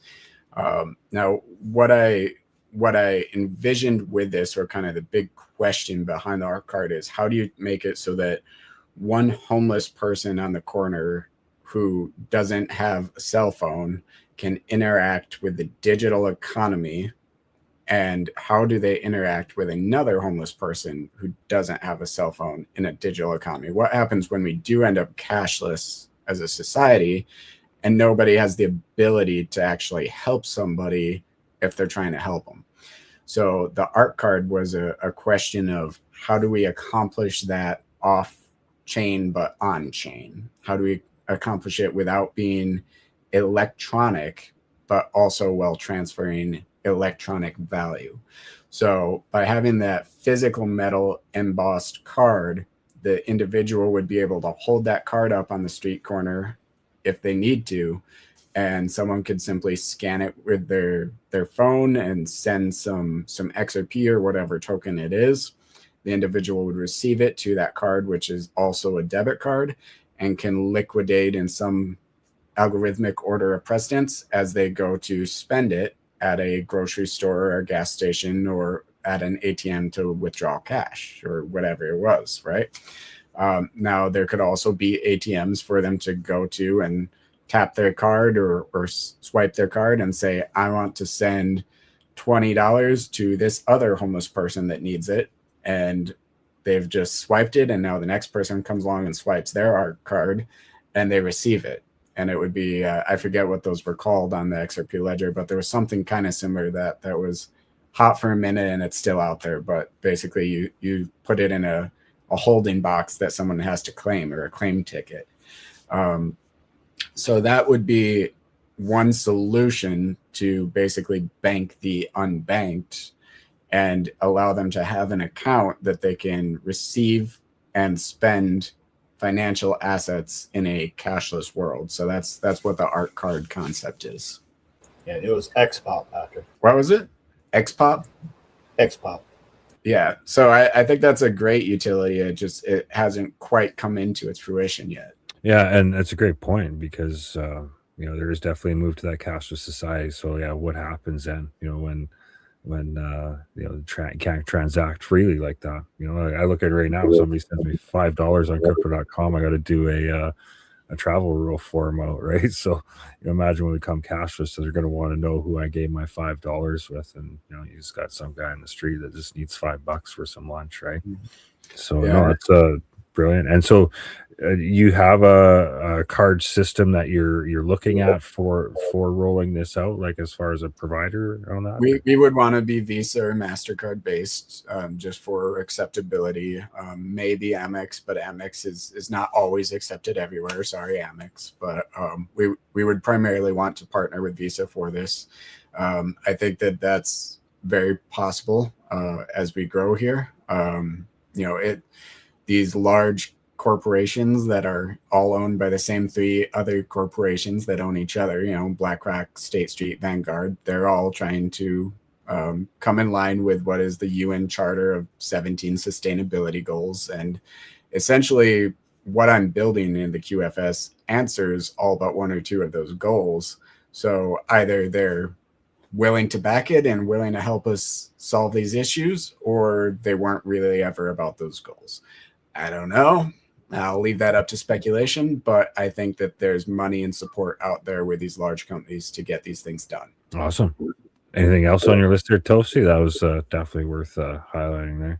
Yeah, I tried to do a little ranked choice on here. I wondered, Patrick, could any updates on the Riley Rotor or anything you can show the crowd here? I got a prototype here behind me. I don't know how well you can see that, but I am working the prototype, and that is essentially an electric generator, 8-cylinder Riley radial that's modular and stackable as a electric generating device that may or may not be over unity or free energy, as one would say. So that's one of my many inventions, and I'm almost at a production level with it as far as the prototype. So once I have a fully functioning prototype based off of 3D prints and whatnot, tuned to my specifications that I like, I'm going to start actually ordering the CNC cut pieces and manufacturing those in-house and shipping those out. Probably will sell roughly around a $10,000 per module price point. An 8 stack or a stack of 8 of them would be the most efficient possible configuration, but for most people that would be significant overkill.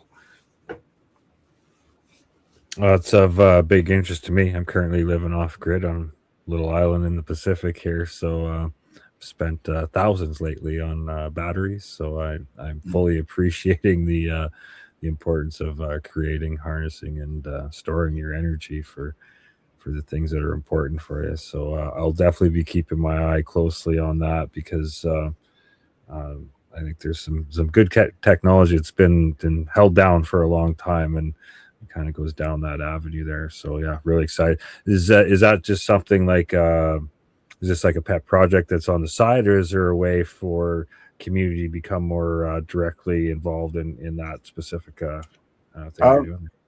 To be honest, it was kind of the main project. I started this back in 2009, before I really started anything else, or before I was even in crypto. And I really got into cryptocurrency in 2014 so that I could find the funding to start building and producing these later on. And it's finally at a maturity point where I think these will start shipping within the next year.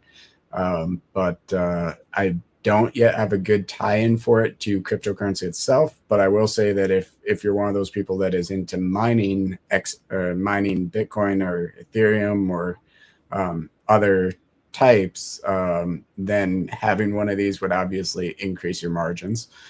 So I think that there's some symbiosis with the crypto community, but I don't have a direct tie-in to QFS for it quite yet. Yeah, well, maybe there doesn't need to be, because it's a great product, and I know there'll be a lot of people very interested should that come out and be usable like you describe it, because there's a lot of people like me just living off the utility grid and have no desire to go back on it either. So these are important tools, and I, again, like supporting people that are building important tools for people. That's critical. So no, I appreciate you sharing that. Thank you. I know he's got more questions.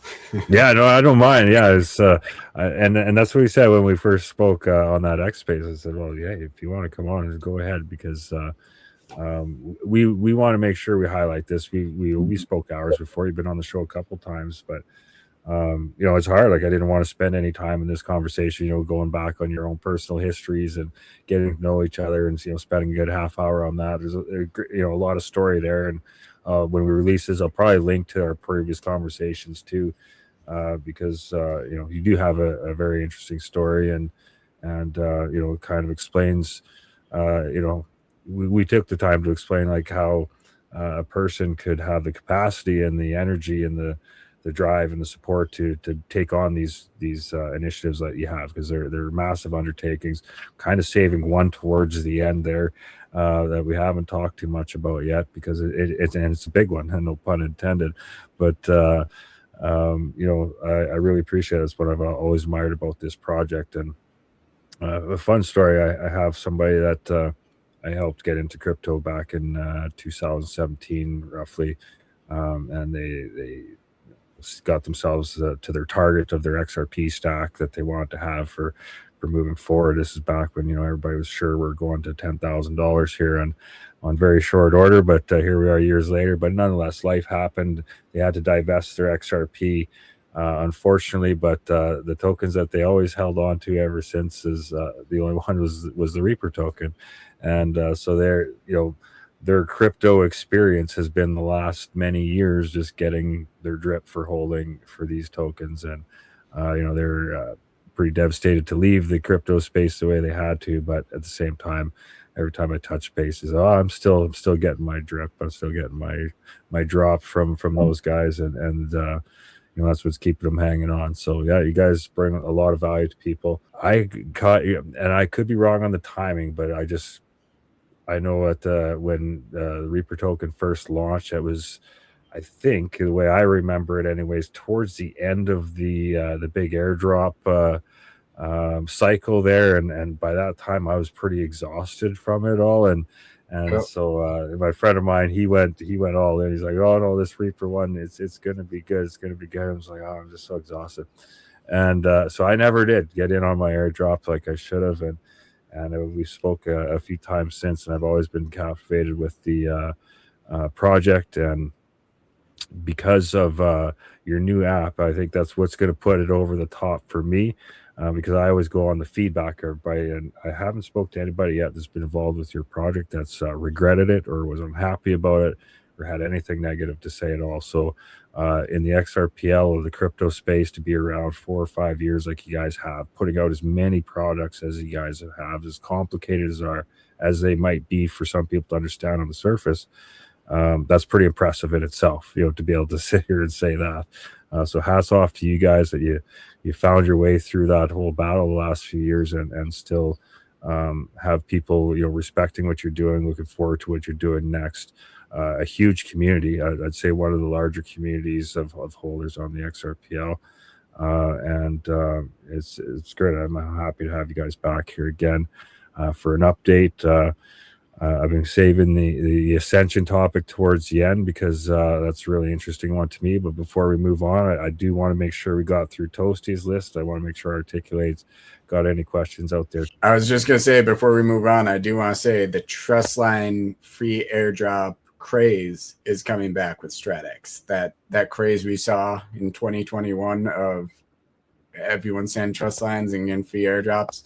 When we have the launch pad on StratX, that will be the primary method of distribution. And basically you'll log in with your wallet and we will show you every single trust line you don't have yet. And if you want to set and receive every new token being launched, you are welcome to do so. We may have something akin to Snowball where you'll be able to push a button and get all those trust lines set without having to actually go through and set them one at a time. So if people like free airdrops, free money, free value, we are bringing that back. And I think one thing that ties it in for me is the fact that I think there is some, as you said, guardrails, right? So it's not like you're, going to be exposed to getting rugged per se, but, you're going to always have a floor in these tokens and stuff. So I think it's a great experience, great ecosystem.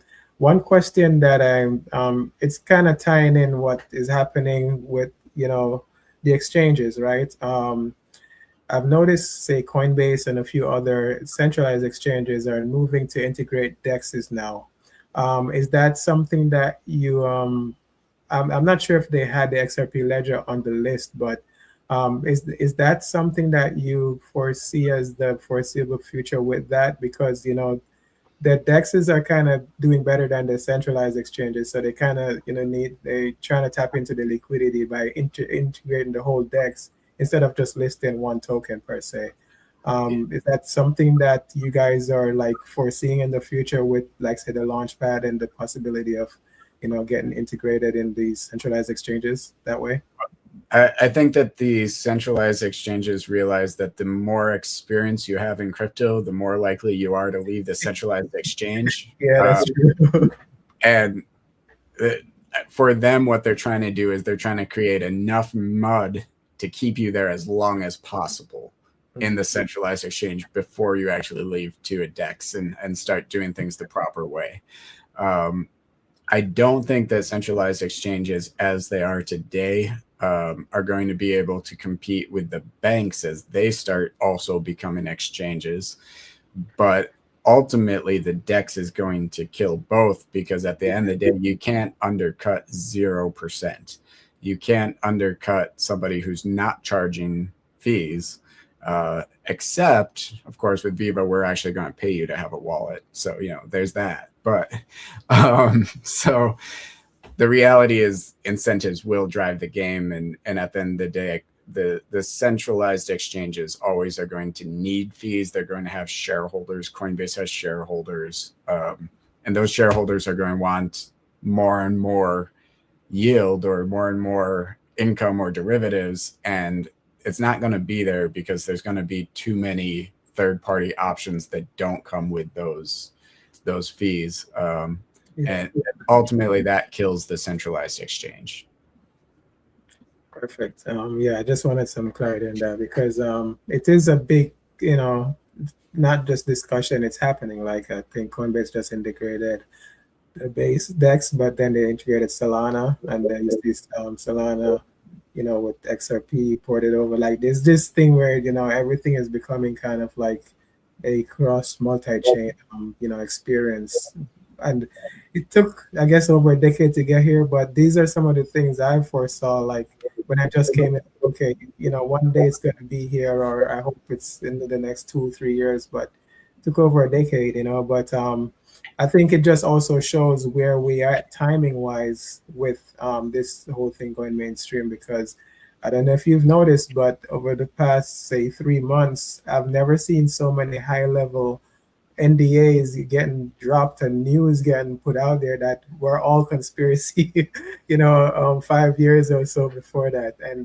that just tells how close we are to, mainstream adoption, and how valuable and how useful your tools in your system and ecosystem is that you're building, that is going to kind of tap into real demand very, very, very soon. Yeah, absolutely. I have no response because that was on point. Thank you, Chris. I guess before we move on to Ascension, one last question I had is, I will commit to here now. I will hit the button for all trust lines the day it becomes live. But do you have a rough timeline on Snowball going live? Well, it kind of depends how much my team wants to throttle me, I'll be honest, because I'm very trigger happy. I would love to push it out like right now. But I think you said 2 weeks earlier, but that's my team is always, the voice of caution, and there's a lot of kind of checks and balances that need to go into it, especially regarding the security protocols, to make sure we do everything we can do to, protect people from losing their seat in there. So it could be up to a week or two, but I don't think it'll be quite that long before we release the beta. Oh wow! So it's coming up. Oh man! Oh, yeah. And so beta, is that going to be a public beta or public beta? Nice. Yeah, it's a free software at your own risk. There'll be a user agreement, and you're going to have to agree to the risk of that. And the one thing I will caution more than anything is please do not download or accept a third-party file of this program from anywhere, because you are storing a seed into it. Somebody else could take this file and put something in it that broadcasts that seed to them. So please only take it from an official source, which will be initially our Telegram and then our websites. Very good. I'll put my notifications on for you, Patrick, and Toasty there, just to make sure I'm not a minute late on that one. I've been looking forward to simplify this for me. You know what I mean? Like, I understand the value. I've talked to you guys for hours about it. I get it. It's just, bandwidth and laziness and just haven't got it done. So this is my tipping point for me. Appreciate it. I'm also intrigued about running a node on the XRPL.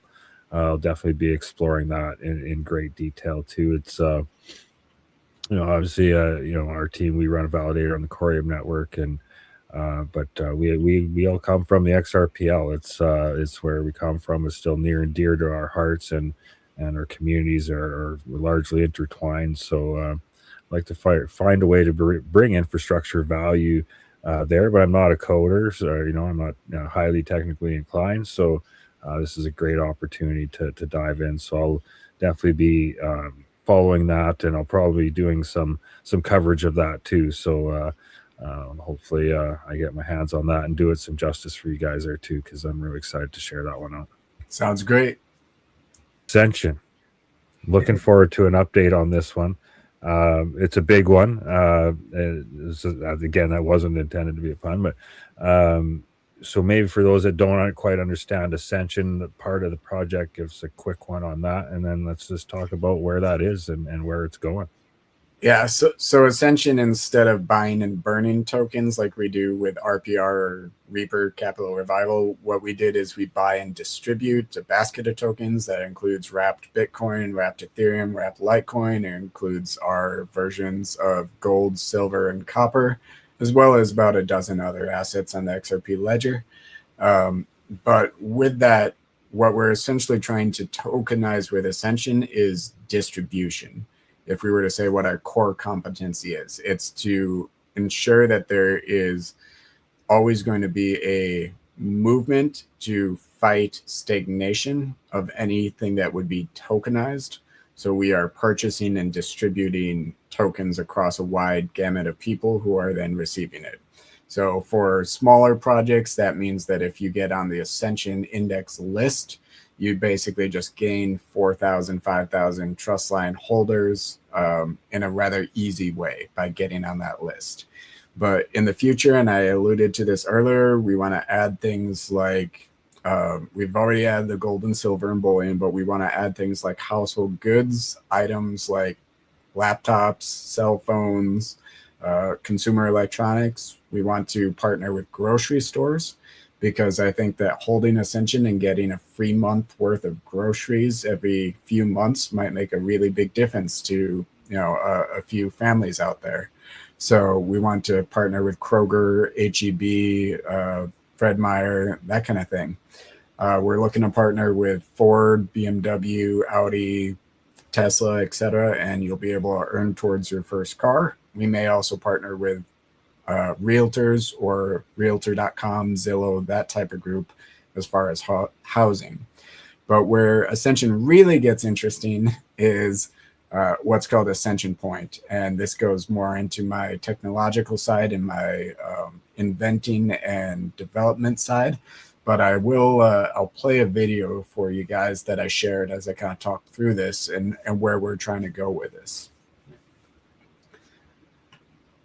All right, so there is updates of this. This is a little bit of a dated video, so I'll try to kind of catch y'all up on this. But what you're looking at is called Ascension Coliseum, and Ascension Coliseum will be 600 meters in diameter and about 800 meters long, as well as about 200 meters in height. And the purpose of this will be to manufacture Ascension Point, the initial launch of Ascension's space-based operations. And I know everyone watching this right now just rolled their eyes or something, or took a step back because you're watching a cryptocurrency project talk about space-based operations.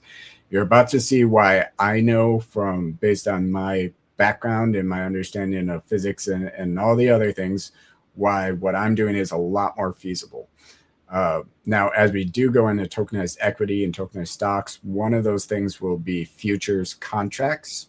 And with those futures contracts, we will be able to sell contracts in physical bullion at 125% return in bullion to the 100% invested at time of investment.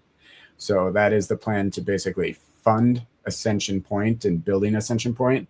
And yes, I expect this project to cost roughly around the vicinity of $22.5 billion. $22.5 billion is obviously a lot of money. It is not a lot of money when you consider the inflation of other things, when you consider cryptocurrency as a whole, when you consider comparison to SpaceX or Elon or Blue Origin or these other companies out there. Now, you're going to see my concept here that's a little bit dated, as I said. But essentially what we're doing is building a 500 meter diameter torus with a 250 meter void in the center. The reason it's so large, and the reason that Elon isn't going to beat me to doing all of this, because he doesn't yet understand this concept, is that you need economies of scale. Economies of scale in this case means the ability to load this craft to its brink of volume with helium or hydrogen, which lightens 11.68 kilograms per cubic meter of helium or hydrogen, meaning the bigger I make it, the more I can lighten the load to lift it. I can also add these balloons on top of it. And as you see from basically what I call the jellyfish here, I would be assisting it even more so than the helium that is compressed inside of it to lift and basically lighten the load. So at launch, we are not igniting these boosters that you see under it. This one is modeled with Starship boosters from SpaceX as we would potentially contract with them. But at launch, it would essentially be negative buoyancy or weightless. At 40,000 feet of lift, we would then ignite our boosters. Now, I modeled it with SpaceX in this one, but I do have my own design for a ionic circuit drive rocket, essentially, that is an electric rocket that may take precedence over this design. Now, with that, we would be pushing the Ascension Point space station out into the Lagrange point between Earth and the moon. The reason for that is the balancing point where the quote unquote gravity, I don't like the word gravity, it's kind of a misnomer, but that is the balancing point of pull between the Earth and the moon, where we need the least amount of energy to maintain our geostationary position. Now, we would tidally lock towards the sun because that is going to give us one side that is always hot and one side that is always cold. Obviously, the side that is shown here with the solar panels is going to be towards the sun. That is going to just be more of a backup energy reserve, as I talked about my generators earlier. And then from that position between Earth and the moon, we are now at a location where we can send out drones to what's called the main belt. The main belt sits between Mars and Jupiter, and from an observable by telescope of objects that are larger than 100 meters, we have counted more than 800,000 objects larger than 100 meters that are in the main belt. That means that by the Fibonacci and basically rules of the universe, we can calculate out there are probably about 10 million smaller objects than that also within the main belt.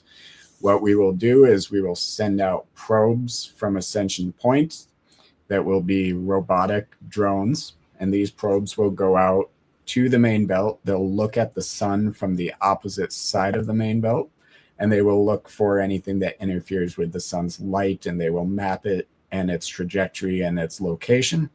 And then they will approach if it is something attainable. We're not going to be using drills and we're not going to be using lasers because both of those have bad results in space. Essentially what we're doing here is we're tethering the meteorite or the asteroids. And once we have tethered it, we are going to tighten it in a windlass action similar to a tourniquet. And then with that tourniquet, we would be able to crack those rocks essentially in half on a breaking edge similar to an axe. Now we don't have pieces going everywhere. We don't have shattering and we don't have explosions. Instead, we just have smaller pieces of what would essentially be ore.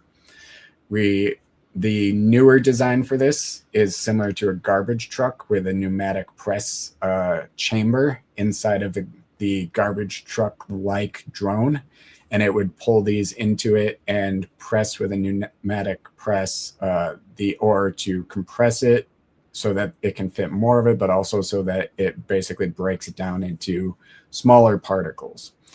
We then return to Ascension Point with that raw material, that dust or that ore, and we would be depositing that into Ascension Point, into essentially a furnace that would be a furnace to manufacture in space. The reason we're doing it in space is because the biggest barrier to us becoming a multi-planetary or interstellar species right now is the cost per kilogram to orbit. Elon is paying around $10,000 to $11,000 cost per kilogram to orbit right now, even with reusable boosters and rockets, etc. What we would be doing here is we would be manufacturing the raw materials in space. We would be breaking down the iron, the nickel, the gold, the silver, the copper, all of those things. We would be shipping the valuables, the bullion, back down to Earth, but the things that don't necessarily make sense that to ship down because they're not economical, those things would become building materials that are pre-staged either at another space station, in this space station, or perhaps on the moon, ready to manufacture things in space. Now, there's all kinds of advantages that we gain by manufacturing in space. We have natural furnace from the sun. We have natural extreme cold to do what's called hyperquenching, to rapidly cool things out of the furnace. And then we also have the zero or the low gravity environment that allows for molecular structures that are superior to what's found on Earth, and it allows for purities that are superior. And we would also be looking at doing things like chip manufacturing, similar to TSMC. We'd be looking at doing things like artificial diamonds and all those onboard manufacturing at Ascension Point itself. And of course, we would be moving from that to manufacturing structures, additional stations, space-based manufacturing of vessels, or essentially the Starship Enterprise. That doesn't, although the movie showed it happening on Earth in Iowa, that's not how it would really work, because when you're in orbit, you have what's called cold welding or fusion welding, where the atoms of a pure metal have not interacted with atmosphere. And when they touch similar like atoms of another piece of metal that has not been corroded, the atoms do not know which direction they're going in. Essentially, you have now welded those two pieces together. So it becomes very economical and effective to manufacture at scale in space. You can also, you can essentially 3D print omnidirectional. You could start at the center and you could print outward using drones and bots. So there's all types of interesting ways that this would completely change value in manufacturing and all those things. Now, to back all this up to Ascension and ASC token, essentially we want to partner to where 50% of the value produced within Ascension Point is being distributed for purchase of the assets voted by Ascension holders in the future. So that means Ascension holders in the future will be getting their cars and their Tesla stock and their iPhones or whatever paid for by the value that is mined from the main belt and exported back down to the Earth. So that is kind of the value proposition. And of course, as I said earlier, the futures contracts would be, if you invest right now, gold is roughly around $5,000. You invest, say, $5,000, and in the future, gold is $10,000, but we're going to pay you 125% of the value of gold at the time that it is returned and mined. So now your $5,000 today is going to pay back 1.25% in gold later.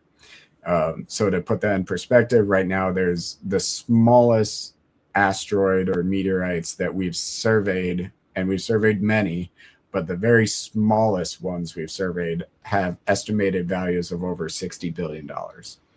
So there's more value in the main belt between Mars and Jupiter than there is value in the entire economic system of Earth right now.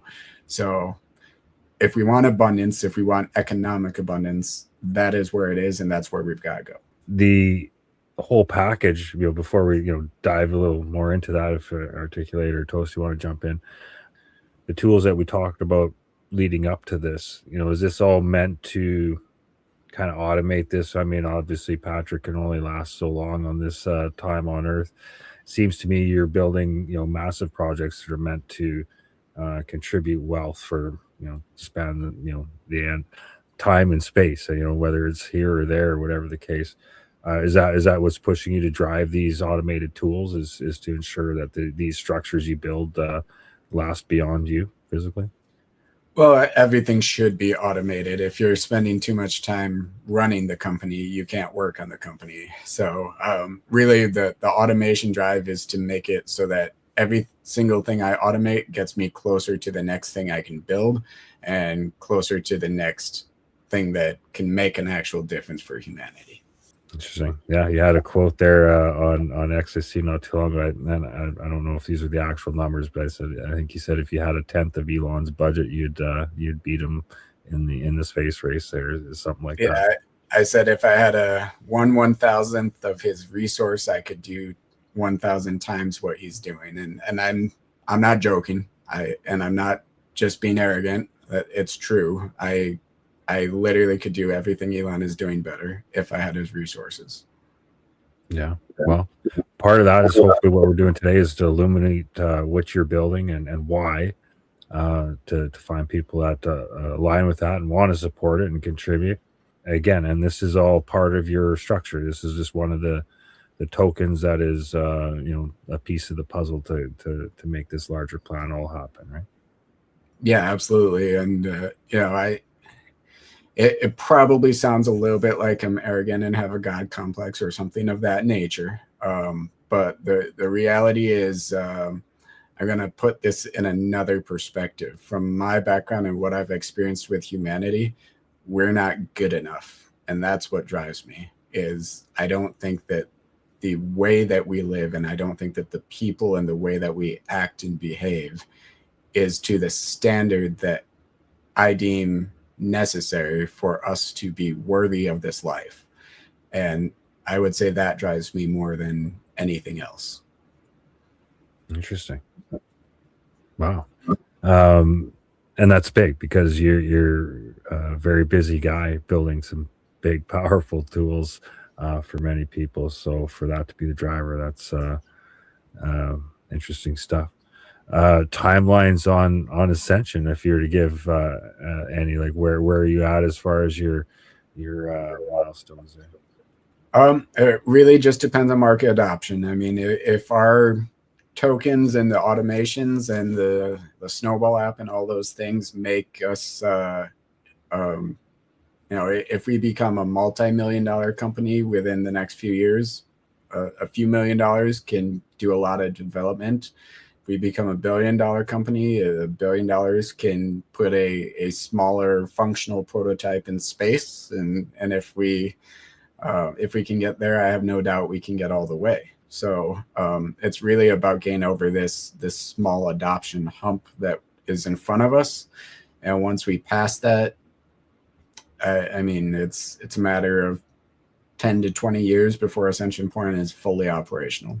What other minerals or resources can be extracted in that same process?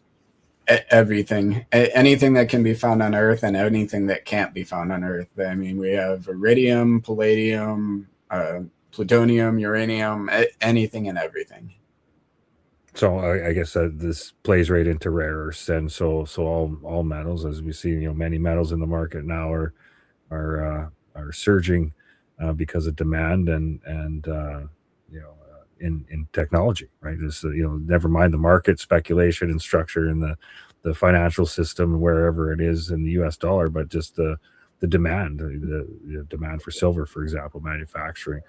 You see lots of demand in chips, building AI and data centers, needing all these resources, and you see all the geopolitics, around acquiring control and supplies of these resources. So it sounds like big ideas, but these are things that a lot of smart people are looking at for solutions.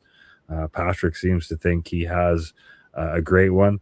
I love the concept. It's like how I remember when we spoke last time. It's like, how is this even happening? You described the size of this facility in space, but you just explain it with helium, and it hit me hard at the time because it come from the prairies in Canada here.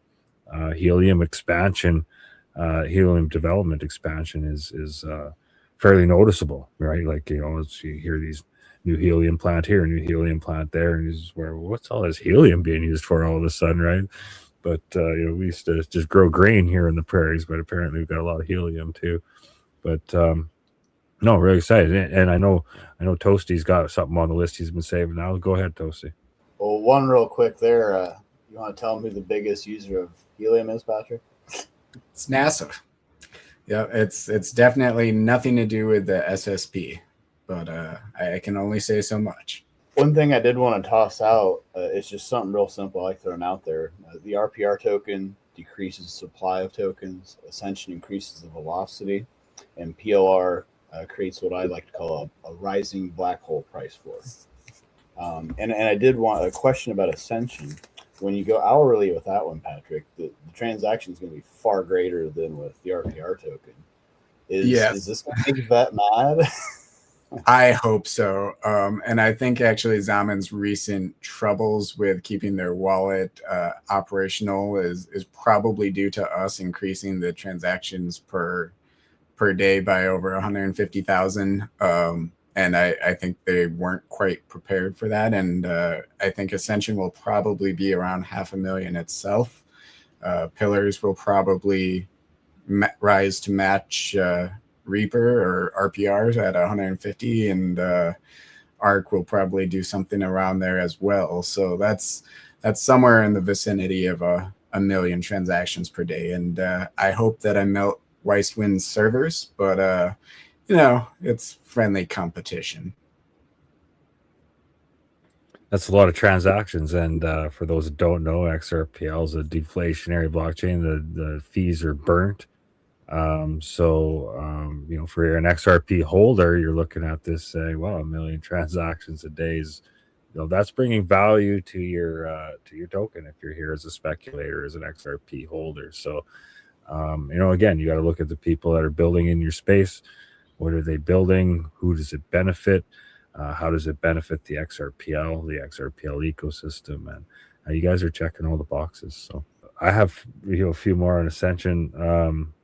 Is this unmanned purely, or are you looking at manned missions? So the drones to go out and mine would be unmanned, because obviously, in an asteroid field, even though it's not like Star Wars where they're all close together, generally speaking, there's quite a bit of distance between asteroids and space. But we don't want to put a person in a position where they're out there, and we don't necessarily, we have to accept that we don't know everything. We don't know what happens when you take certain materials that we've never discovered yet, and you put them into essentially a garbage compactor and crush them. They might explode. So for obvious reasons, we don't want men or women in our mining rigs that are going out there. But at Ascension Point itself, there would be manned rotations, and right now I estimate that would be about every 2 months that there would be a rotation, and that would probably be staggered between different crews. And depending on how much space we have on there, we may even be renting out some of that space to third parties. So yeah, definitely the biggest benefit of becoming interplanetary and interstellar for mankind is that we also put men and women in space. So if we don't do that, I think we're kind of missing the mark. But as far as the actual design of the internal station, I didn't really get to this, but now that we're at a place in technology where we can marry up Unreal 5.3 engine with a physics engine and also Claude Code 4.5, and you can actually prompt into Unreal 5.3 a 3D architecture that's a realistic game engine. What I essentially plan on doing here as far as the full development is we're going to open source development of the internals of Ascension Point, and we're going to port it out to things like MetaQuest and other developers who want to suggest or propose things from different universities, from different robotics teams and things like that, or MIT, etc.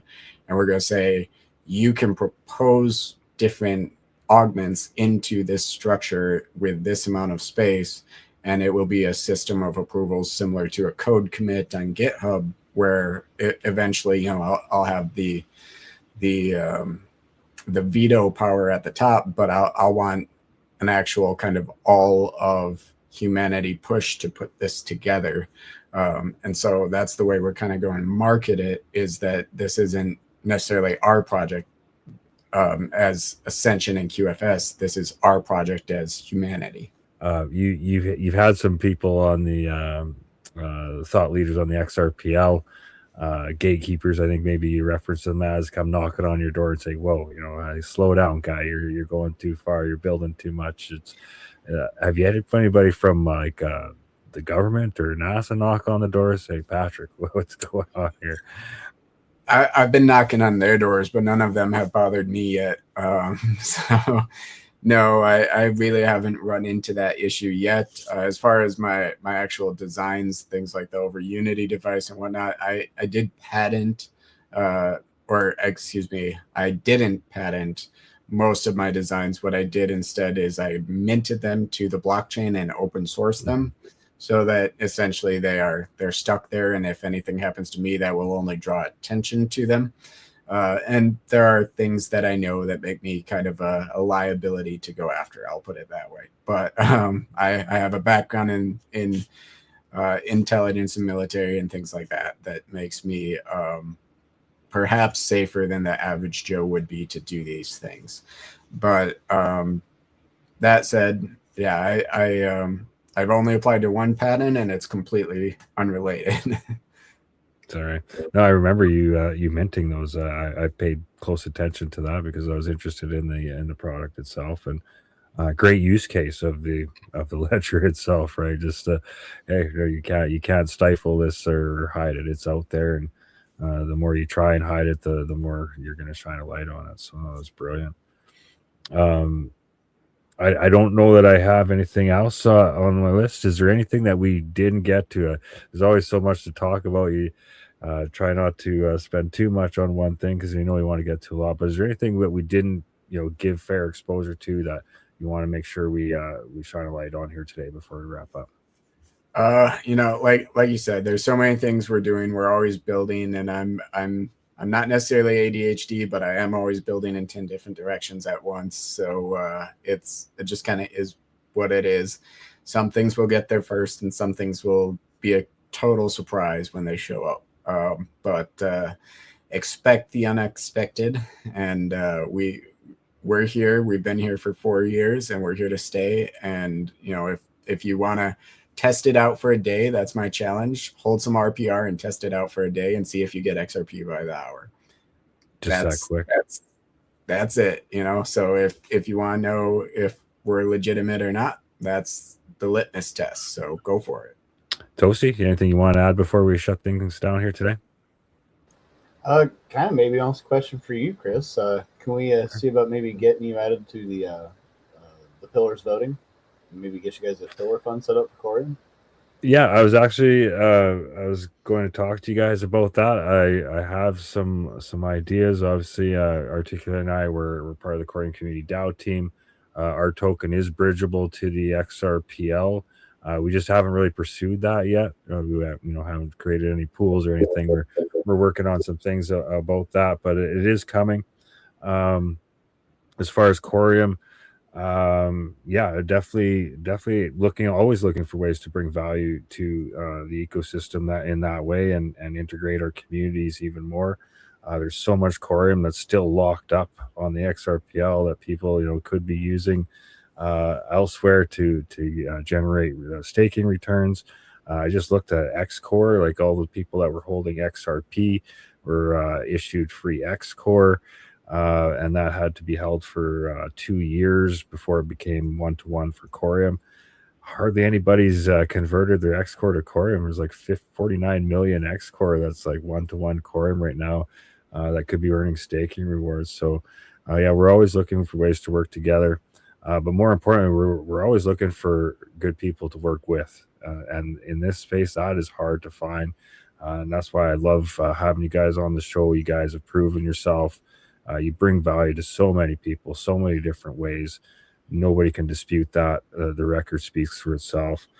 Just really class act, fascinating guest, always making you think well outside your box when you have these conversations. But I think that's important because there's a lot of people in this space like me that got here because they're just a speculator hanging around in X spaces and conversations, and they get an idea. It's like, hey, wait a minute, I can actually I can actually do something with this and build something. And it's intimidating. I know, like us, just Core and Community DAO, what we're building here. It's a lot of pressure. You take on a lot of responsibility. You start issuing tokens and stuff like that.